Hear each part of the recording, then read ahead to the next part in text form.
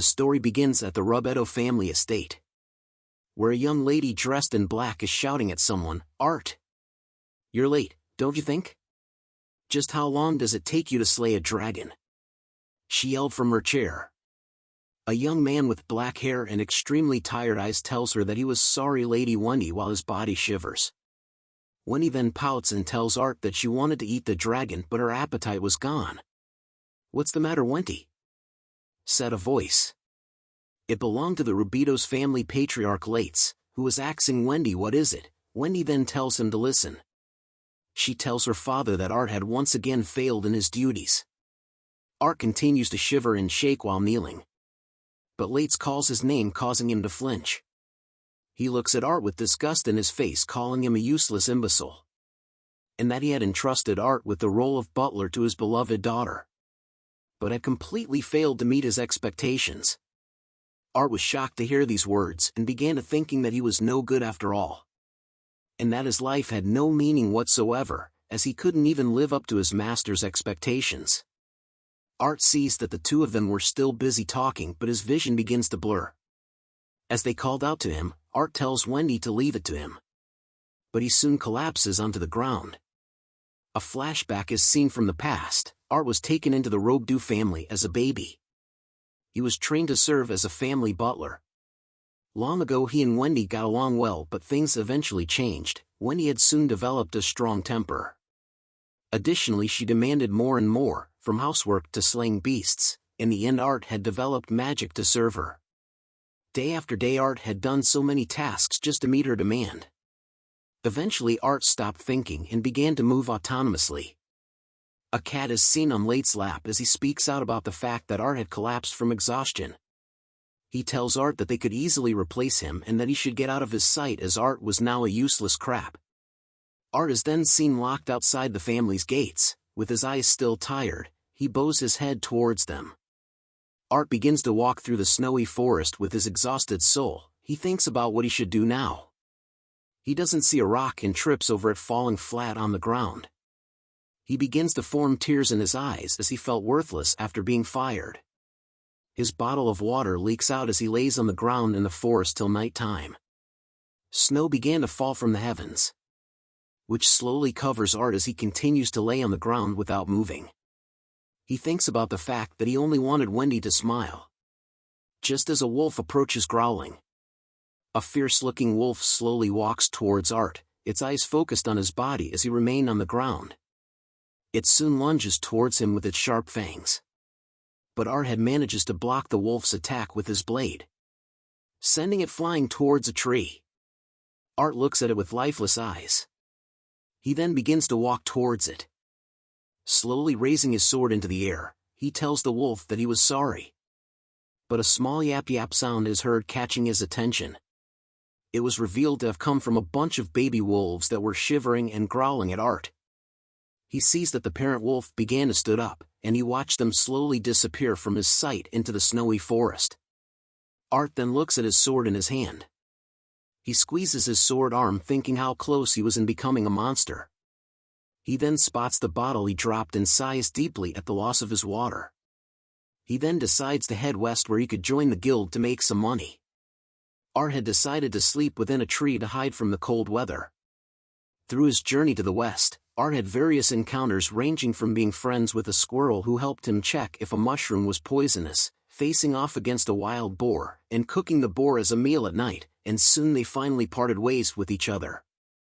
Art had finally reached the city of Firen. As he walked through the crowds of the city, his dark aura surrounding his body caused others to be alerted to his presence. He soon reaches the Guild of Firen, where there were various people inside. Art was looking at the mission board, wondering what was the most fitting job would be for someone who was raised as a butler. With his tired eyes, he spots many extermination requests. He then grabs onto a mission letter, which was a laundry request for the Isfil family, which was perfect. He quickly rushes to the counter and tells the lady that he would be the one to take the Isfil family laundry request. The lady was shocked to hear this, and so were the other members of the guild. They tell him that countless people had tried that quest already, and that Art was being an idiot for taking it, and that he should give it up, just as the lady at the counter was telling Art that the quest was not just any laundry request, but that nobody had succeeded in it till now. but something interrupts their talk as they both look behind. Art turns and sees a beautiful lady covered in blood, which made time feel like had stopped for the both of them. Art looks nervously at the lady covered in blood. The guild members talked amongst themselves, saying that it was Isfil the Ice Princess, and that she was both a novel and an adventurer. She sends a glare to the members which forced them to turn and walk away from her, but Art was blushing as he stares at her. She then throws the sack onto the counter, saying that she had brought the quest items, which were several boars. The lady at the counter thanks her for the hard work. She then informs the Ice Princess that somebody had accepted her quest to do her family's chores. She wondered where the person who accepted the quest was. As she looks around, the lady at the counter tells her that Art was behind her. Art and Urk both stared at one another in silence. Urk then breaks the silence by introducing herself as the eldest daughter of the Isfil family, Isfil Urk. She then asks Art who he was. She tells him to spit it out, which he nervously agreed to. He kneels onto the ground and bows his head, telling her that his name was Art, and that he will do his best to service his master with all his dedication. The introduction left Urk to be stunned upon hearing it. Art then realizes that they had spouted a line that he had used as a butler. But Urk looked at him with an intense glare. She then tells him that monster blood doesn't wash out easily, and that it takes an entire day to clean one piece of clothing. With all that info, did he still want to give it a try, she asks. Art then looks up at her, telling her that he still wanted to do it. Urk then asks how long would he need. He tells her that he just needs an hour, which shocks her. Urk looks at him curiously and then tells him to come with her. The Isfil family estate has a beautiful mansion and fountain are seen with flowers and butterflies everywhere. Urk and Art are seen walking through the estate. They soon reached a gate where Urk tells Art that she needed to go change and wanted him to follow Tet the butler to the back garden. Tet tells Urk that the results of her effort are extraordinary as usual. Tet and Art exchanged greets as Tet tells him to follow him for the laundry. On their way there, Tet talks about how Urk became an adventurer to prove her worth according to the family's traditions, and that the Isfil family was a noble house with the rank of marquis. Art chuckles nervously upon hearing Urk's backstory. A scene is shown where Urk was bathing and soaping her body in the shower. They soon reached a bucket filled with a gross oro, which Art asked Tet if this was all the laundry. Tet explains to him that the blood of monsters permanently ruins clothes after 3 days, and that cleaning just one of them would be a labor that takes 3 people an entire day. But Art replies that it was no problem. Urk had arrived wearing a beautiful dress that catches our attention. Urk asks him if there was blood on her face, but Art replies nervously that there was none. She then giggles and tells him that him was a strange one and good luck with the laundry. Art sees this and blushes while thinking that she was totally different from Wendy. He then removes the cloak he was wearing.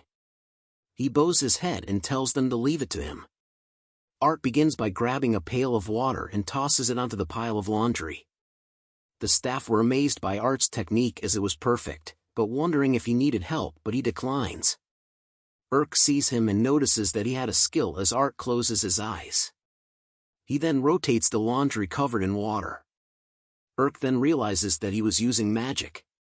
She stares in amazement as she had never seen this kind of magic before. Art smiles as his magic was being casted. He had created this type of magic to do all his chores, making it his very own original domestic magic. Called bubbles, as multiple bubbles started to float into the air and around the estate. Urk sees the bubbles in the air and smiles, calling it beautiful. The laundry was now hung onto the line to dry. The staff gathered around it and commented about how it looked brand new and was spotless. Tet then turns around to ask Art how he did it. Art then explains that he had followed the concept of slimes that could absorb and digest anything they touched, and based on that principle, he had made a digestion spell to replace the digestive fluids with detergent to clean things. The staff was impressed that Art had made use of a monster's behavior and that it was brilliant. Urk then calls out to Art. She apologizes to Art for doubting him, which shocks both Tet and Art. She then tells Art that he was amazing for solving a problem so easily, as everyone was working hard to the bone over her laundry. But Art was stunned to hear that as he considered it as easy. Urk then tells him that she wanted to ask him something. She asks him if it would be alright to call on him again, which caused Art to recall Wendy's strict commands. he immediately kneels down in front of Urk and tells her that he was hers to command. Fear and sweat trickle down Art's face as his body trembles while Urk looks at him. She then walks over to him and touches his face, telling him that she didn't know what kind of life he had lived, but that this wasn't an order. She offers her hand to him, telling him that it was a request instead. Art's face shined brightly as he thought of the word request having a nice ring to it. He recalls his past memories of when he was given orders constantly and that he didn't have a choice. As the staff gathered around Art, he realized that a request was different. He smiles knowing that he had the right to decide for himself. He smiles happily and tells Urk that if it's her request, just leave it to him, as it was from now that Art had began to live life. Art soon wakes up from the daylight of the morning into the sound of birds chirping. Urk sat beside him and tells him good morning. Art was stunned to see Urk after waking up. He screams in shock and looks around wondering where he was. He thinks deeply about why he was in bed, but could not remember a single thing. He looks around the room once more and sees Urk thinking that he did something he shouldn't have. Art then covers himself with a pillow to hide his embarrassment from Urk as he was in her room.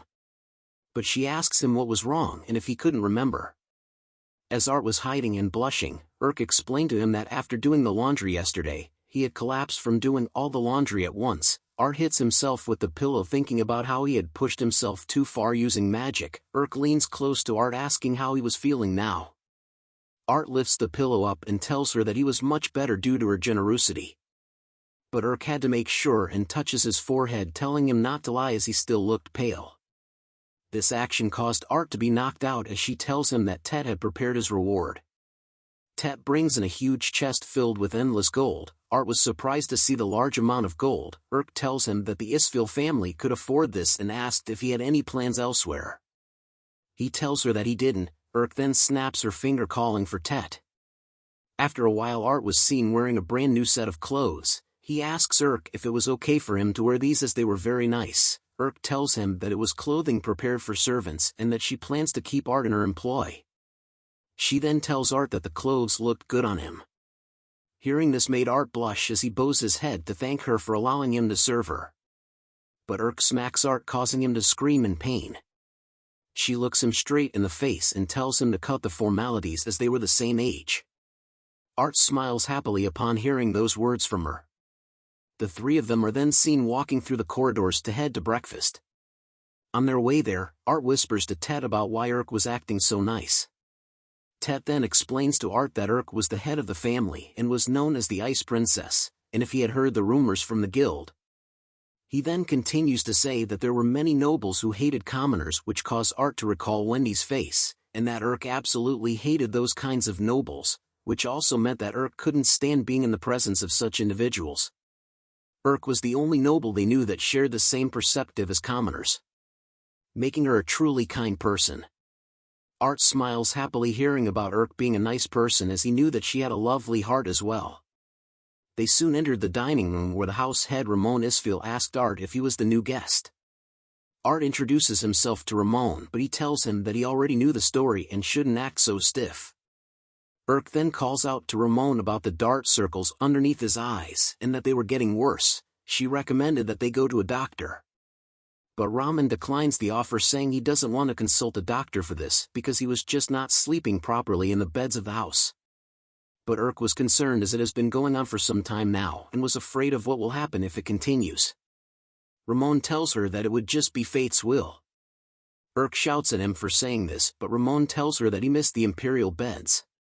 He puts his head onto the table while talking about how the imperial beds were the best as it felt like you were sleeping clouds. Art then tells him that he could make one. Hearing this stuns everyone in the room, but Art continues to tell them that the material would be different from the imperial version, but it was still possible. Art looks around at everyone's faces and wonders if he had said something wrong. Tet then tells Art that he was wrong as making one of those beds takes a craftsman with decades of experience to do, and that it would take him at least a year to make it. Art then tells them about how his previous lord forced him to make it from a glance, causing everyone to think of Art being a poor thing. Ramon then offers to pay 10,000 gold for one bed, which shocks Art. He then tells Art that it will be quite a sight to see him build one, and if he had the talent he would be rewarded generously. Urk then requests Art if he could build one for her father. Art thinks about how long it had been since anyone had depended on him like this. He agrees to their requests and tell them that he would be grabbing some great blackbird feathers. Urk then tells him that she will come along as it was far too dangerous. In the Dorado forest area, Urk and Art are seen on a tree. Urk asks him if the feathers of the blackbird were extremely hard and dirty, making it hard to be like the imperial beds. She then recalls that the feathers of a great blackbird would make for some of the best adventurers' armor out there. Art then tells her to relax, as he wanted to show the people that needed him how well he could handle it. Urk agrees reluctantly and mentioned that the blackbird was a B-rank medium-sized monster which would be difficult to defeat. She then tells him that when it comes she will be the one to hunt it down. But Art tells her that he would do it.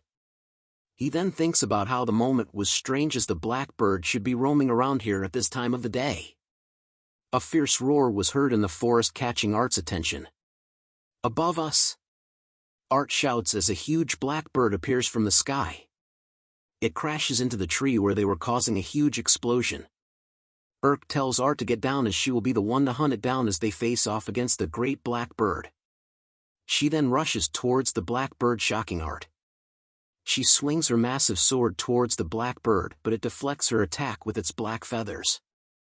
A chemical was then seen sizzling in the blackbird's mouth, which Art notices as an acid attack that he couldn't allow Urk to be hit by. He then casts his magic enhancement paralysis on his dagger and throws it towards the blackbird. It lands into the blackbird's throat, making it paralyzed. Seeing that the blackbird was paralyzed, Art exhales deeply and took a focused sword stance and soon unsheathes his blade from its cover. With a simple dash and slash, Art slices the head off the blackbird. Urk was stunned to see this as the blackbird's head falls to the ground. She calls out to Art, who asks her if she was okay, but Urk asked him what that sword technique was as she couldn't even see the sword hit it. Art says it was no big deal as he just casted his paralysis magic enhancement. Urk was shocked to hear that he could use such magic. She explains to him that there were only a handful of people that could do something like that. But Art tells her that they needed to skin the bird for the feathers. Urk then shows a hesitant face, which caused Art to ask her what was wrong. She tells him that it was nothing and took in a big gulp before stabbing the bird with her knife. Blood exploded all over her as Art stood in the back, shocked at what he was seeing. He then asks her if this was the reason why she was always covered in blood, to which Urk replies that he shouldn't telling anyone about this. Urk was then seen in the showering, washing herself with bubbles and soap all over her body. She then looks at the bucket filled with feathers and asked Art if they could really use these hard, black, filthy feathers for a bed. Art tells her to leave it to him and soon casted his original magic. Bubbles and feathers soon floated into the air due to Art's magic as everyone stares in amazement. They hold onto the newly washed white feathers as Art explains to them that the blackbird's feathers were white and soft, but after years of dirt they turned black and hard.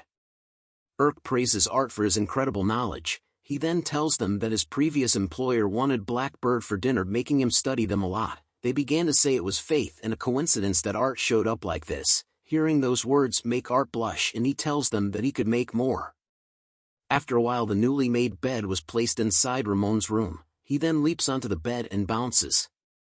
He tears and laughs as he sleeps on the bed. Urk and Tet couldn't believe that they were seeing him laugh that way. Ramon then yells at them to get out of his room to allow him to sleep. After some time, they peek into the room and could see him sleeping soundly.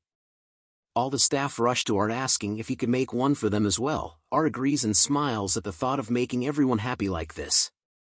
He then agrees to make a bed for everyone, causing all of them to celebrate with joy. Tet then asks Art about what he was going to do next, and that with his powers, some nobles would want to abuse it. Art thought deeply about his past with Wendy, and tells Tet with a smile on his face that he just wants to see everyone's happy faces. Urk smiles at his answer and tells him that she will be the one to protect his smile. Art blushes at the sight of Urk smiling at him. Tet sees the both of them laughing and smiling. As time passes by, Art then tells them that he will be heading back to his room first. But Urk grabs onto his wrist, telling him to wait, and asked if he could come to her terrace tonight. Urk is seen standing on the terrace as night falls. Art arrives and sees her face being lighted by the moonlight. He stares at her, dazzled by her beauty, as she turns to him and says, "You're here, Art," as the moon shined in the starry night. Art mentions to her that Ramon was now sleeping soundly, to which URL replies that it was thanks to him. He was glad to hear it, and soon a silence fell upon them as Art looks at Urk nervously while blushing. They soon caught each other trying to speak at the same time. Urk then decides to go first. She asks Art about where he had exactly come from, which causes Art to think about how he never mentioned it before. Art looks hesitant at answering her question, but Urk assures him that regardless of his answer, she will always be on his side. Art smiles and tells her thank you. He then went on to explain to Urk about his past with the Rob-Edo family and serving Wendy as her butler. With a sad look in his eyes, he tells her about how he worked frantically to repay his debt to them, but in the end he had failed to meet their expectations, and that it was all his fault. Urk could only stare at him in silence after hearing him speak. Art then calls out to her, to which Urk asks him if that was really what he thinks.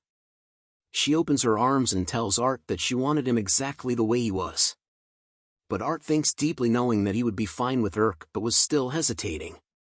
Urk then tells him about how she hated being called the Ice Princess.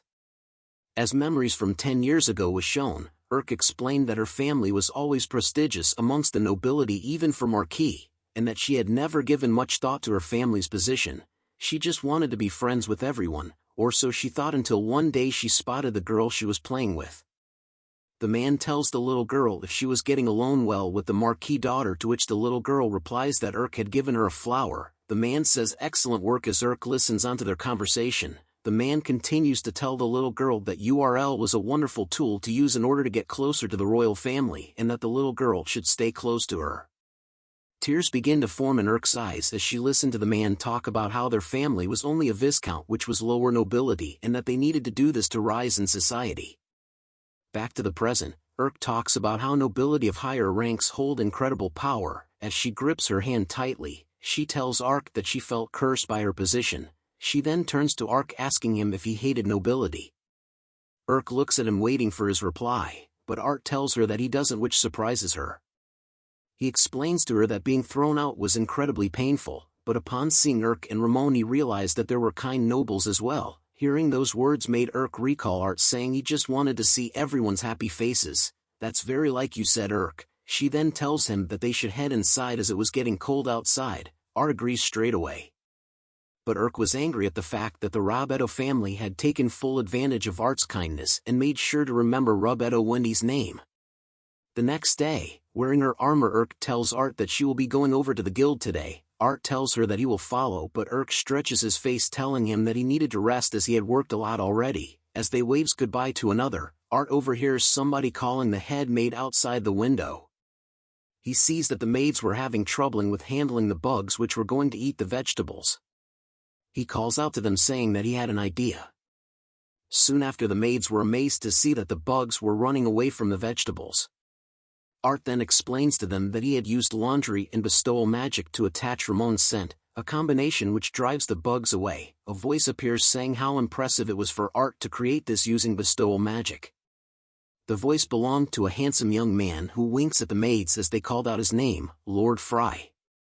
The head maid tells Fry that he should have let them know in advance that he was coming back so they could prepare his meals. While the other maids were swooning over and falling in love with Fry, Fry apologies to the maids as they left, talking about how cool he was.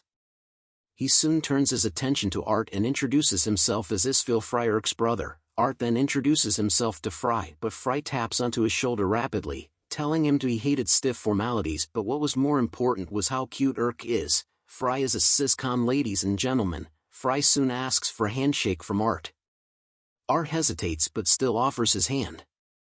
As Fry grips Art's hand, he notices something. He smiles and tells Art to duel with him, which causes Art to be confused, but he soon realizes that Fray's hand was cold. Fry looks at Art in a serious manner. "Aren't you really strong?" Fry asks as he holds Art's hand. Art and Fry are seen alone together. Art asks Fry if he really wanted to fight, to which Fry replies, "Of course, all that traveling is making me rusty." Art then asks why he wanted to fight. Fry then snaps his fingers at Art, telling him that he wanted to gain Onyai-chan points while winking. Art then agrees to the fight if it means making Fry stronger. Fry instantly disappears and reappears behind Art, telling him, "Here I come." He then unleashes a powerful uppercut of his sword attack to Art, which Art manages to deflect. Frey's powerful attack could be seen from the skies. "Amazing! You survived my attack. I knew it. You really are strong," said Frey as he smiles. Art on the other hand was checking the spot Frey hit him on, noting what a terrifying slash and that it was a one move that was equivalent to getting hit by a cannonball. Art then focuses his stance thinking that he needed to start getting serious. Frey sees this and realizes that Art was becoming serious. Frey then takes a step back and instantly leaps towards Art, telling him he was going to speed up. A mad flurry of attacks came from Frey towards Art, but Art manages to deflect and attack according to Frey's attacks. Their attacks seemed to miss each other and made it look like they were on equal footing. But a sweat drop appears on Frey's face as he realized that Art was stronger than he thought, and that not even a single attack landed on him. Frey then unleashes another terrifying blow, saying he won't lose. "For my honor as the heir of the Isfeel family." As they continued to exchange blows with one another, Frey thinks about how if they show any form of weaknesses the other families could exert political pressure against them, and hence as the first son of the Isfeel family, he needed to be stronger than anyone else. In order to protect both his family and people. And in order to protect Urk. Just as Frey was thinking about going all out, he wondered where Art's limits were, but Art calls out to him. He tells Frey not to hold back and to wear him down. Frey hears this and decides that he won't hold back, summoning a huge ice flower in the skies above the two of them. Ramon was in the mansion when a loud noise throws him off guard. He looks out the window and sees the huge ice flower in the fields where Frey and Art were. Ramon wonders if it was Frey's doing and that he had came back unannounced. Frey explains to Art, who had been crushed by the frozen flower, that he could use bestowal magic with refrigeration to create ice. Ramon thinks about Frey's magic, about how that ice and its temperature in the air was lowered to condense the water vapor into ice, which was then formed into a weapon. But cracks soon started to appear in the flower frozen. Art had broken out of it without a single injury. Frey and Ramon were surprised to see that he had smashed the ice magic flower. Frey remarks about how amazing Art was and asked how he did it. Art then tells him that it was nothing special, as he just used his bestowal magic called friction to heat his sword and melt the ice. Ramon analyzes Art's words and noted that since magical ice is strong enough to shatter steel, however magical heat counters it. Ramon remarks how very clever. Frey looks at Art in amazement and noted that he sees why Urk took an interest in him. But Art replies nervously at the comment and mentioned that he and Urk had only met recently and thinks only about being useful to Urk. Both of them soon regained their serious game faces and lunge at one another at great speed. As their blades collide, Frey thinks about being an ultra-cool big brother, while Art thinks about paying back his debt. They stare at one another seriously once again and began their flurry of attacks against each other once more. Frey shouts out that this is interesting, very interesting. Art tells Frey that he was quite strong as he had never seen these techniques before. Frey smiles and thinks that Art was still holding back. He then tells Art that he was only at 70% of his power capacity as the sky starts to darken. A huge godly wolf with white eyes soon appear behind Frey as he tells Art that he will get serious. A calm and serious look was in Frey's eyes as mist appears all around them. He takes a serious fighting stance, recalling that in the distant past during the war between the gods and titans, a titan was known as the Great Wolf amassed fathomless power in a bid to destroy the gods with its prey in its sights. With one decisive blow its jaws rent the earth asunder and devastated the world. Frey then rushes towards Art with his god wolf as its attack was called Fenrir. Art sees this and begins to stand in his sword stance. It is said that a master is someone who becomes one with their technique, with a single technique in their whole being. They give their all to courageously strive forward, to transcend the limits of human reason. With a single swing of his blade, Art cuts through everything from Frey's Fenrir attack to even splitting the heavens into two. Art's sword breaks as he points the broken blade into Frey's face. Art was disappointed that his sword had broken and needed to still improve. Art recalls that the technique he used was a technique of the primordial creation which he discovered in the royal capital's archives and had diligently worked on improving it. Frey's face was filled with shock, but his son chuckles then laughs while slapping his face. He tells Art that he had one and that he was really strong. But Art refutes his statements and told Fry that if he didn't use magic he would have lost. Fry calls Art a good guy and thought about how Art had targeted the blade of his sword in order not to hurt him. Tet then arrives onto the scene and calls out to the both of them. He greets Fry about how long it had been and wondered if they were training swords again, as expected of a royal knight. Tet added. Art was shocked to hear the words royal knight. Fry then formally introduces himself to Art. He was the first chair of the Royal Knights Magic Academy, and the vice captain of the Royal Knights Isfeel Fry. He then winks at Art, telling him that he was basically the captain already and that he should keep it a secret, as only the king and Isfeel family knew about it. Disgusting, said a voice as a hand smacks a teacup away. We are now back in the horrible Rubdu house where a servant is apologizing to Wendy. She bits her nail thinking about where Art was and why her father had thrown him out. Her father then appears from behind the door wondering what the matter was. Wendy points at the servant and tells her father Lates to fire him, but Lates tells her that she would have fired the 10th servant so far and wondered if they were all that terrible. But Wendy screams at him, telling Lates that they were all awful and how she hated this while wishing that Art was still here. Lates then informs her that there will be no end to the substitutes if they were meant to replace Art, but more importantly he informs her that the royal ball was in 3 days. Hearing this made Wendy happy to know that the royal ball was still taking place.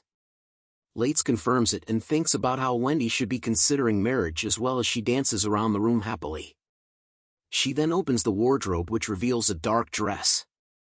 She hugs it as it was a wonderful dress that Art had made for her, leaving the rest up to him. Urk is seen sipping tea in a beautiful garden. Just as Fry enters and shouts out loud, saying, "Urk, my dear beautiful sister, I'm home." But Urk looks at him in disgust. Fry continues to be happy and tears flow from his face as he shouts out Urk, aiming for a hug from her. But she ignores him and greets Art instead, causing Fry to slam into the ground. With blood dripping from his nose, Fry continues to call out to Urk, saying her brother was here. But Urk continues to ignore him as Art thinks of their relationship as an odd one. Art then asks Urk about her request for today, which she informs him that she had gathered medicinal herbs for an orphanage. Fry was screaming in joy over hearing his sister's voice in the background. Hearing that she helped an orphanage, Art couldn't help but feel worthless. Urk then reminds him that he had helped them with the laundry and beds. Fry was shocked to hear this. Urk then tells Art that they should take it slowly together, putting one foot in front of the other. Hearing this angers Fry as he tells Art that they should duel again, as he had just heard something that he can't condone as a brother. Hearing the word again catches Urk's attention as she stares with an intense glare. She yells at Fry, asking if he was bullying Art, but Fry nervously tells her to stop it as he didn't do it, but an angry aura still arose from Urk as Fry tried to deny her claims. "Big brother, I hate you," yelled Urk, which broke Fry. He collapses onto the ground, saying it was all over and that his world had come to an end. Ramon then enters, asking what the ruckus was all about. Fry calls him daddy and tells him that Urk said she hated him. Ramon then tells him to say sorry, to which Fry didn't want to do. Ramon then asks why he was home, as there must be a reason for it. Fry then tells him that he had a message to deliver, and with a serious look he informs him that it was about that event. Art was curious about what event it was, but Ramon deflects the topic and asks what their plans were for the royal ball. Urk looked unhappy as she tells him that she didn't want to go, but Ramon reminded her that the Duke had requested for her audience. Art thinks about how the royal ball was a gathering where all of nobility get to strengthen their ties. Fry and Tet then declined the invitation to attend the ball as they were busy, which shocks Ramon as he was the one asking. The three of them then started thinking about who could attend in their stead. They needed someone who was reliable, had proper etiquette, and someone whom Urk could rely on. They all gaze at Art, causing him to fluster. Urk looks at him and decides that if Art was going, she would go. Hearing this made Art blush. Tet then agrees with the decision, as Art would be the perfect candidate to be a bodyguard to Urk and a representative for Fry. He then asks Art if he could represent the Isfeel family. Art took a moment to think and wondered if he could be useful to Urk. He then bows his head and agrees to take on the duty, making Urk happy as she tells him that she appreciates it. Urk then returns to the mansion as she needed a dress to be made. The head maid appears and informs Urk that she had grown again as she measures Urk's body. She blushes upon hearing those words and tells her not to say it. The head maid then informs her that since Art had arrived her chest has gotten even bigger. She then advises her that when a woman becomes aware of a man, their body will imitate certain developments. Essentially the woman wishes for the man to view her as a woman. Hearing this causes Urk to blush heavily as she wondered who she wanted to view her as a woman. But soon Art's face appeared in her mind. She was shocked and wondered why she had imagined his face. The head maid giggles and mentioned that they needed to have her bust enlarge. She whispers to Urk and asked if they needed Art's assistance, but Urk brushes her off, calling her a fool and that it was not needed, but the head maid teases her, saying that they just needed him to adjust her size. The two of them continue to argue about Art. Ramon is then seen asking about that event. Fry informs him about the eclipse locusts that he had brought up at an inappropriate time. Roman noted that it was taking place this year too, and that every few years, they would make an appearance in millions, destroying land and villages they sweep across the country. Fry tells him that the locusts had already struck Paul. Ramon notes that he was already informed, to which Fry expected, as he was more updated than the Lord Chancellor. Roman replies that the Lord of Paul was a friend and asked what he thought of Art. Fry responds that he thinks of Art as a good and honest kid who was a genius that was born only once every 1,000 years. But Ramon felt bad about Art's past history, which was incredibly harsh. Fry was glad they found him, as the bed he made was dangerously comfortable. Roman then tells Fry to leave the locusts to him and wanted Tet's report on the house of Rub Edo. Tet reported to them that the former staff had told him about a dark rumor, which tells them that the Rub Edo family had access to large sums of money from unauthorized sources, which were perhaps illegal businesses or other risky ventures. Roman hears this and thinks deeply, hoping that nothing happens. Night arrives and a carriage is seen in the forest. Art and Urk were sitting inside of the carriage. Urk had a sad expression on her face as she looks out the window. She then calls out Art's name. She touches the window and tells him that nobles are troublesome people. Hearing this made Art sad as he looks at her. He then calls out to Urk, who asks him what is it. He tells her that she looked beautiful. But URL tells him not to flatter her as the dress didn't fit, but Art tells her that she looks like a goddess. He then takes her hand and kneels before her, telling her that he swears to protect her no matter what may come. Urk and Art stare at each other, as Art had decided for himself that he won't be anyone's puppet. And that he was sure it would be fine for now, just as the carriage heads to a castle in the horizon. Urk and Art soon arrive in front of a giant door of a mansion with guards stationed outside. Art looks at Urk, who showed an uncomfortable expression on her face. He stares at her deeply before bringing out a perfume bottle, to which he casts cleanse and enchant perfume on her. He asks her if that had helped calm her down, to which Urk just stares at him. He then bows in front of her, asking if she would be so kind as to allow him to escort her. She gives a faint smile and says gladly. They soon enter the mansion with their arms intertwined with one another.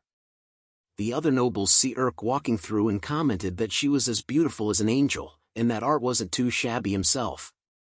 Urk felt embarrassed and thought of somebody who didn't come, but Art tells her not to worry, and informed her that he was here after all. Urk blushes as she hears those words from Art.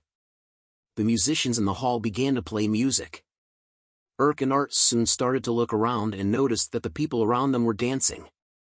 Art then calls out to Urk, offering his hand, and asked if he could have the pleasure of dancing with her. The both of them smile at one another before Urk agrees and holds his hand. They held each other close as they danced to the tune of the music. The more they danced together, the more embarrassed and shy they felt towards one another, which they noticed, but they soon laughed it off together and continued to happily dance to the music. Just as they were dancing, a lady notices them from afar. A lady rushes into Art's body and hugs him, interrupting the dance between him and Urk. Art was surprised by this sudden action. He recognizes her as Her Highness Leah, who tells him that they finally got to meet. Urk was stunned to see this as Art asks her to release him from her hug. Leah calls Art a wonderful person, which confuses both Art and Urk.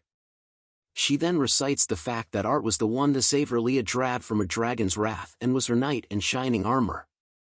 She then tells him that she couldn't hold in her eagerness to meet him. Urk then interjects into the conversation.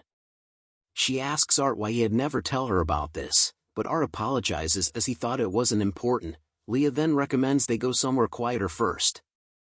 Wendy had soon arrived in the hall wearing the black dress that Art made and was carrying a black fan with her father behind her. She walks through the hall as the people around her wonder why it was nosier than usual, and that it was because the princess had made an appearance.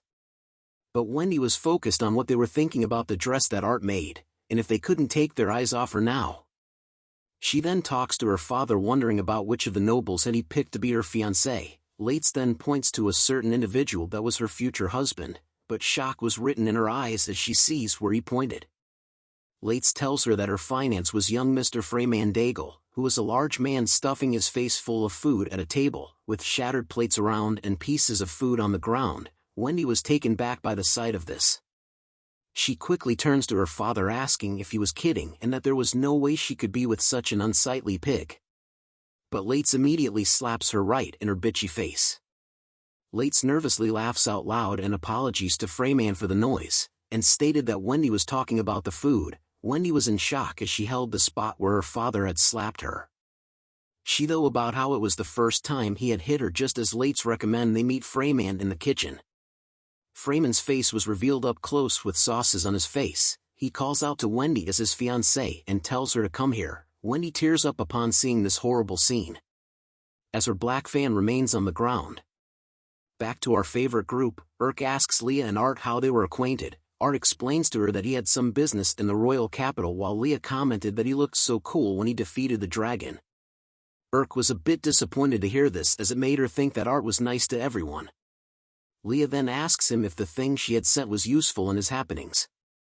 But Art was confused and asked what the thing she was talking about was. Leah then explained that she had sent a large number of gold bars from the royal treasury that she had permitted him to have, but Art continued to give a blurred look which Leah notices. She then asks if he didn't receive it, to which Art replies that he was sorry as he does not remember such a thing. Leah then changes the topic as she could send something else later and asked why Urk and Art had come to the party together. As they explained their reasoning to her, Leah realizes that she had been found out. She thinks about how love is blind, but Art doesn't even realize, just as he calls out to her. She grabs onto his arm asking him if he was free after this and if he would like to visit her place, but Urk joins in by grabbing his other arm telling her that Art couldn't go as he was her butler. The two of them argue as others watch while Leah tells Urk that Art would be happier by her side, but Urk refuses, saying that Art should decide. As they argue, a black dress is seen dashing by. Wendy was running away thinking that she refuses to be with a pig-like man and that she would rather die than marry him. But she soon trips on the carpet and falls flat on the ground. She begins to tear up thinking if only Art was here. As she lay on the ground with tears in her eyes, she overhears Urk and Leah arguing with one another. She then spots Art's flustered face between the two girls. Her face was filled with shock and then anger as she calls out Art's name, which he hears. "There you are!" she yelled as she walked towards them.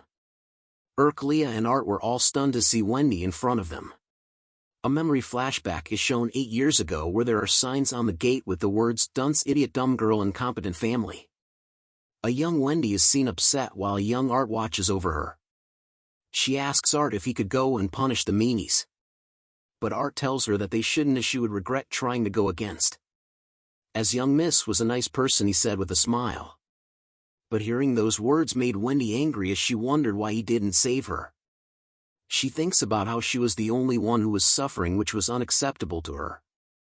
Wendy asks Art with a smug look on her face where he was this entire time and if he had quit being her butler. But fear and shock made it hard for Art to reply to her. Seeing this angers Wendy as she turns and tells Art to leave with her. But Urk tells her to wait. She asks if she was Wendy Robetto. But Wendy asked Urk who she was. Urk didn't reveal who she was but instead told her that the rumors of her evil treatment were true. Wendy wonders who this high-handed woman was and sees her sliver hair, which belongs to the Isfeel family. Wendy recognizes her as the Ice Lady. She then bows her head to apologies for her discourtesy and wonders why Art was with the Isfeel family. Urk tells her to stand down and that she would overlook her impudence this time, but she needed to separate herself from Art. But Wendy tells her with a glare that it was up to Art to decide. The two of them soon enter into a staring contest. Art didn't think that this would happen when he decided to come here. But Wendy gives him the bombastic side-eye, telling him that her orders are absolute.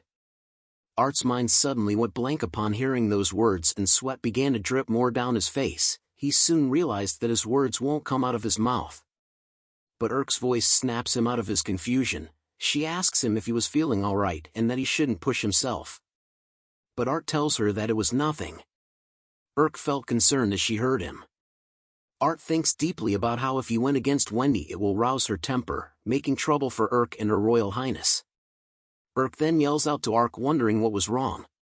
But Leah then asks Irk if she knew the story of Hyoko. Irk wonders why she was so calm. But Leah continues with her story, stating that after hatching, the Hyoko bird deems the first individual that they see as their parent figure. They've etched in the bird's memory for its entire lifespan, and it seems that ever since Art was born, he has been serving the Rubedo family, making Wendy's orders absolute. They could see that Art right now was being dominated by his fear of her, and that his brain was trying to rewrite his memories, while retaining his sense of self as he tries to return to who he was in the past. Hearing this upsets Irk. She bites hard, wondering why someone like Art, who could do almost anything and who was willing to do anything for others. Why was he willing to listen to orders from a horrible woman like Wendy?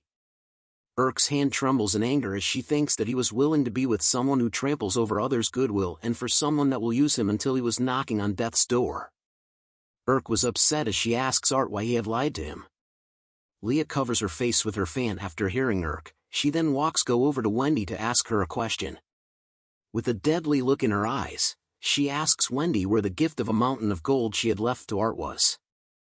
Wendy was shocked at first, but then tells her that she didn't know what she was talking about. But Leah warns her not to feign ignorance as she heard it all from Art before. Wendy then pushes the blame onto her father, saying that it was something he was in control of, but Wendy was firm as she tells Leah that all of Art's belongings were hers as well. Leah replies that it seems that Art himself didn't know about this. But Wendy refutes back and turns to Art, saying that he knew something about it. Art could only stare and not speak as Leah remained silent. Wendy then touches Art's shoulder and whispers to him that there was nothing to worry about and that all he needed to do was listen to her orders. Fear took over him once again as he realized that he couldn't make sense of his words. Wendy then tells him that her order now was for him to act as if he already knew. His vision blurs as he thinks about how if he went against Wendy it would cause trouble for Irk. He knew that he needed to endure this all by himself. Art looks at Irk's concerned face and took a moment before saying yes. With a dead look on his face, Art tells them that he was aware. Wendy smiles upon hearing that and tells them that they would be returning. Irk then calls out to Art, asking if he remembers about the first day they met and how he helped her out with his cleaning magic, and that she made a request for him to confide in the Isfil family regarding his wishes. But Art's face was still looking dead as Wendy tells him to hurry up. Irk continues to speak to him about how he treated her father's insomnia by making a bed, and that even today he had supported her and calmed her anxiety. She grips her fist hard and shouts out loud as Art was behind her, "I want you to rely on me, Art." Life scene began to appear on Art's face as he hears her words. Wendy shouts and orders him to not listen to Irk's words anymore. But Irk continues to speak about how Art was too kind to others, and that it was okay to not take on everything alone, as she wanted him to treat himself better. Hope starts to shine in Art's eyes as he turns to look at Irk, who tells him to face her properly one more. "It's a request, Art," she says with tears on the ground. She looks at him and tells him to stop lying to her. As Art and Irk stare at one another, he couldn't help but feel like the worst. He thinks about how he had betrayed the trust of all those kind-hearted people. He grips his chest upon realizing that he had even betrayed Irk. As Wendy tries to pull him away, he tries to reach out to her, thinking that he didn't mean to. Wendy yells at him that they were leaving and didn't need to stay with these people any longer. But Art could only think of how he was someone that could only take action upon receiving order, and that Irk had taught him about having his own free will. For someone like him who had no self-esteem, Irk had accepted him for who he was. Irk's faces were filled with tears as Art realized that all he did was disappoint her. He begins to tear up as he was torn away from Irk, that he had failed as a butler. But even then, he just didn't want to lie to Irk. Art had now freed himself from Wendy's evil clutches. "Pardon me for my rudeness, I actually did not know about the gold," Art said. Wendy was shocked to hear that. Leah was surprised while Urk was happy. Art then turns to Wendy telling her about how he was expelled from the house and that he was no longer her butler, but Wendy was confused and asked what he was talking about. With a firm, confident look in his eyes, Art begins to tell her. But Wendy orders him not to. Ignoring her words, Art bows his head and tells her that he was Ophically the Isfil family's Lady Urk's butler. Wendy felt doomed upon hearing those words from Art. Urk then tells her that if she tried to make Art do anything, she will have no choice but to intervene. Wendy knew that she must retaliate, as she recalls the memory of when Art called her a nice person. But her trembles as she tells them that they must be joking. She screams at them with tears in her eyes about why she has to when Art was always her. Leah then stops her and tells her that they were not yet done with the gold situation. She gives Wendy the bombastic side-eye, telling her that it's about time for her to be punished for her impudence towards the kingdom. Right here, right now, in front of all the nobles present. Chaos ensues as everyone started to run. Some shouted that Baron Rubetto was escaping, and so was the Flamin' House too. The guards began to look for them as they couldn't have gone far. Wendy looks around in confusion before telling Art that she will remember this before running away as well. But she then trips on her own dress, causing her to yell out in pain as she falls to the ground. She notices that her dress was torn but kept quiet, making her exit out of the ball as Leah looks at her running, saying, "Oh my." Urk then rushes to hug Art once Wendy was gone. Art was surprised by Urk's action, which causes him to blush heavily. She looks at him with a beautiful radiant smile and tells him welcome back. Art could only stare and tell her that he was back. But Leah interrupts their special moment, saying that she was the one who did the most work, and that it was quite rude for Art to do that as there was no other woman like her. Urk then tells her that she was disturbing Art, but a guard then appears, informing Leah and Urk about something. Urk asks him what it was and he whispered it into her ear. Art notices that Urk's expression was grim, as she tells him that it was bad. That in Felon, towards their house, were what seemed to be a large swarm of black batters approaching.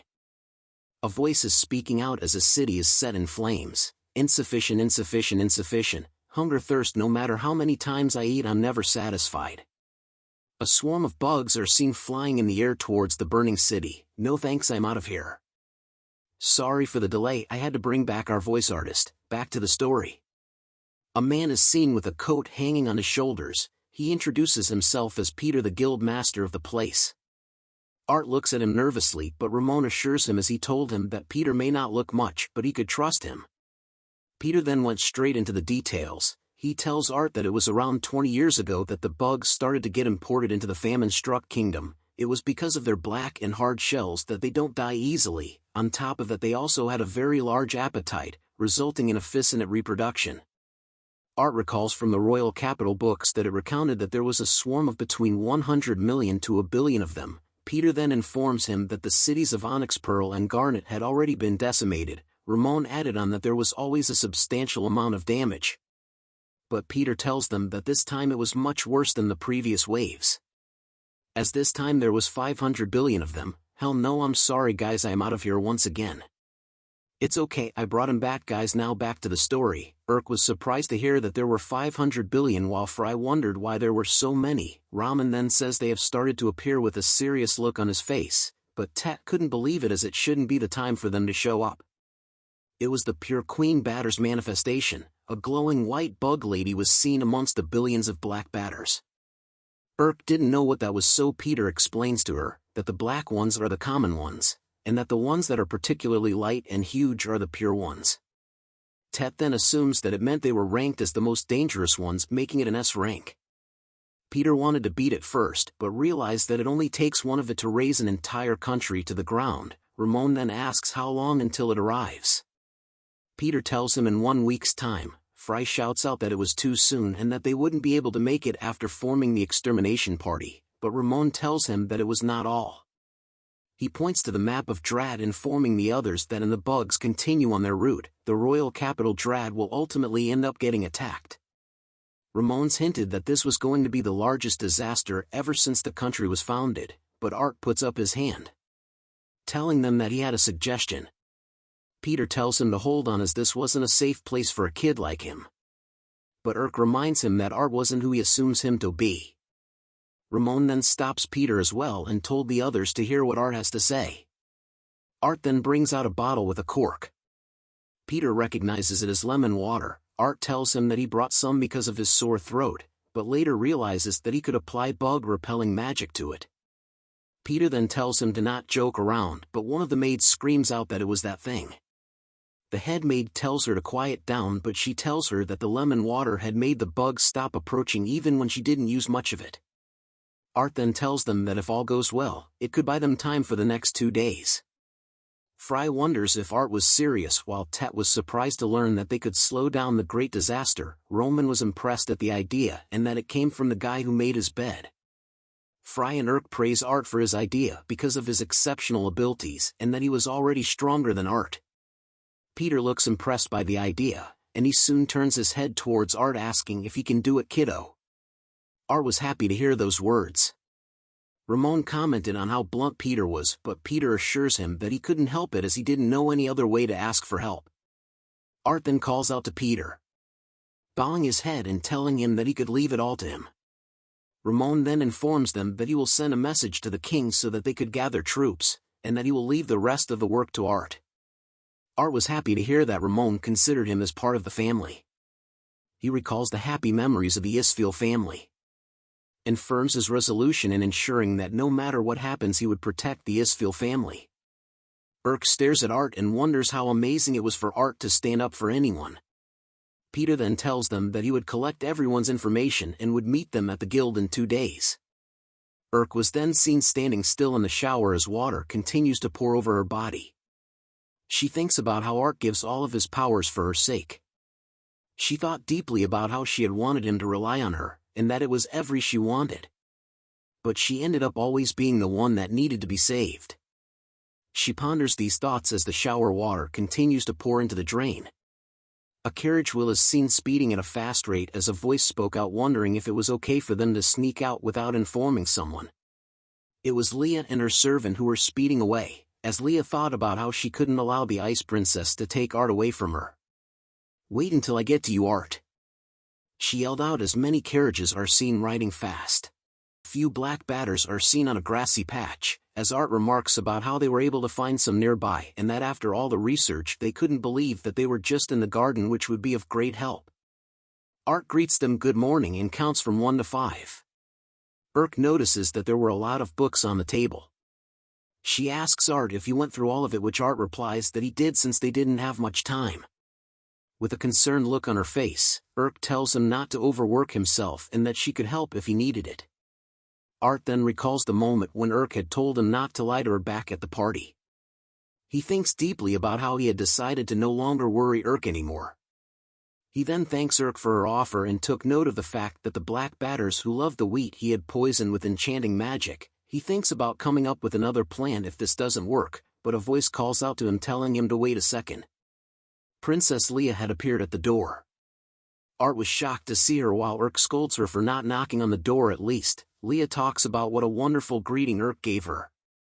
She then smiles happily and informs Art that she came to help, bringing along servants who were carrying massive amounts of gold bars. A huge pyramid of gold bars was soon formed in front of Art and Irk, to which Leah tells him to accept it this time. But Art and Irk were stunned due to the golden light that shined brightly into their faces, while Leah tells Art that the amount of gold bar were a little lesser than the amount she gave before, but the gold here amounts to about 5 million worth split between all of the gold and old grimoires. She then informs them that she had also brought the required materials in regards to the black batters. Irk then tells her that the gold was a bit too much, but Leah yells out at her saying it was not that much. She then approaches closely to Art and asks him about his reply. But Art was confused by what reply she wanted, which shocks her. Her drops down as she realized that Art had tricked her, but Art comforts her by saying that he didn't know what she was asking for. With tears and while biting a cloth, Leah tells him that she wanted to know his reply to her marriage proposal. Both Art and Irk were surprised to hear this and wondered when she proposed to him. Irk then yells at Art and asked if he was serious. Leah then explained that on a fateful day, he had saved her. Leah had felt the red string of fate pulling them together as if the heavens had willed it. Irk calls that crazy. In the background the black batters were discussing marriage, and called it crazy. Urk then tells Leah that Art was part of her house's name and she would like it if Leah stopped pushing him around, but Leah talks back asking Urk about when had he become her possession. Art quietly and nervously asked if they could stop fighting as they both continued with an intense staring match. Leah looks at Art and asks him if she was not to his liking, but Art replies by saying that wasn't the reason. She then offers him a book about explosion magic which allows him to trigger surrounding explosions. Art yells out that he didn't need such an obnoxious spell.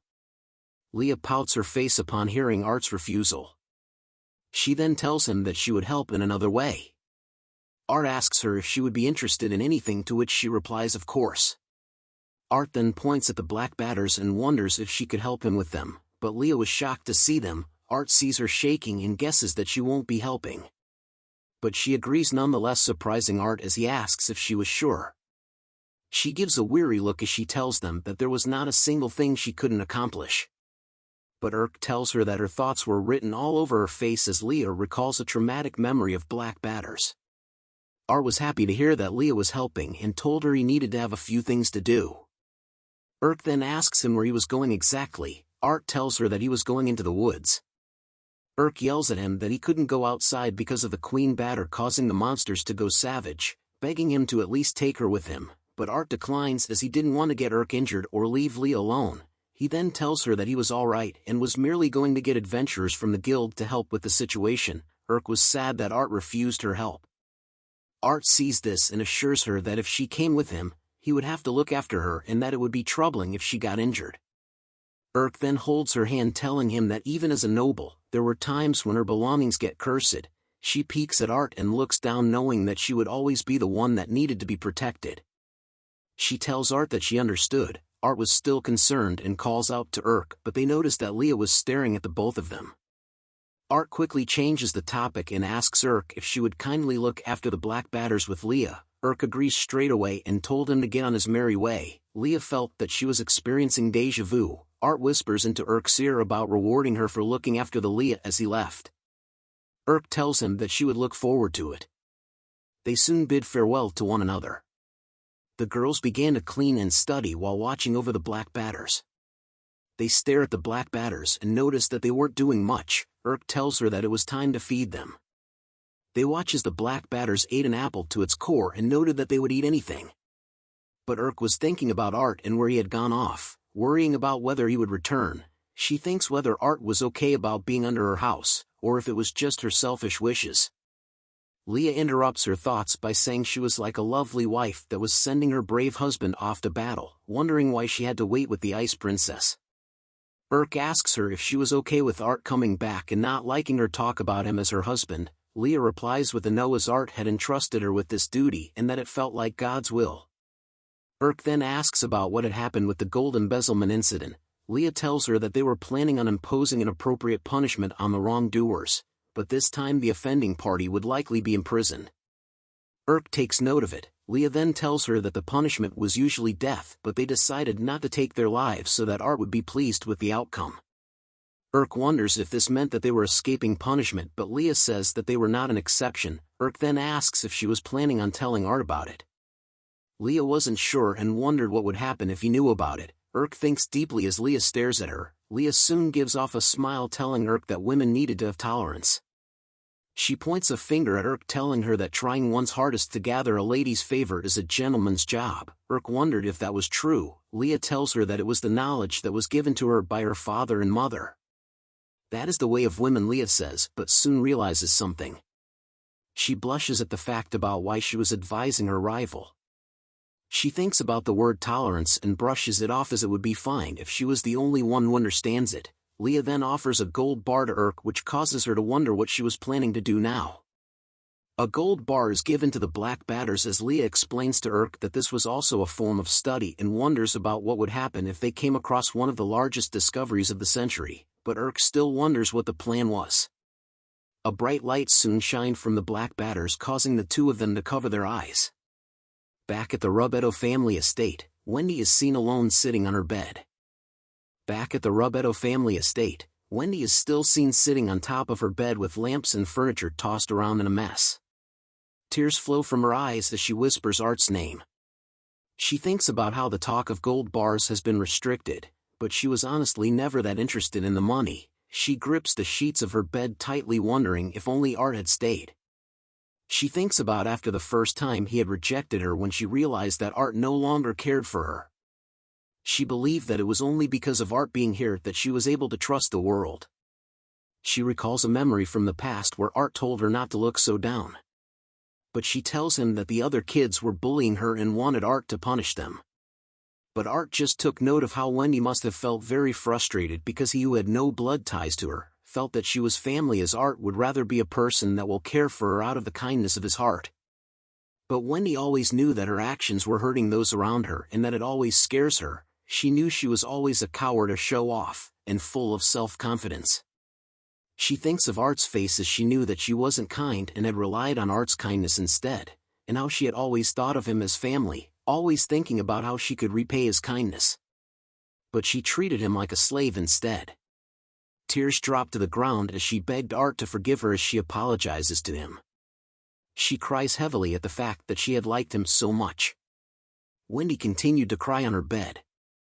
But a voice yells out saying that Lattice Robetto had committed an act of treason due to his crime of trading, smuggling, and contraband, hence he shall be arrested. Wendy peeks out of her room to see where the voice was yelling from. She sees her father being dragged away by the Imperial Guards. Sweat drops appear on her hand as she knew that Leah had something to do with this. A figure appears from behind her asking if she was Wendy Robetto. The fierce-looking man explained to her that her father has been smuggling contraband between here and their neighboring country called Barbarossa. He was smuggling beastmen and elvish people and selling them as slaves. The Flamen family also seems to have ties to the trades. He then asks if she knew anything about it. Wendy figures out that the Flamen family was her pig-faced fiancé family and that they had been discovered to have been smuggling. She knew that her father had tried to marry her off quietly for connections. As a tear slides down her face, she tells the man that she knew. The man took note of it and tells her that they will be taking her with them. Wendy looks up once more, thinking that she should have at least apologized to Art first. Art was seen following behind a carriage and turns around as he felt something. A lady calls out to him, but Art tells her it was nothing as he looks at the mountains.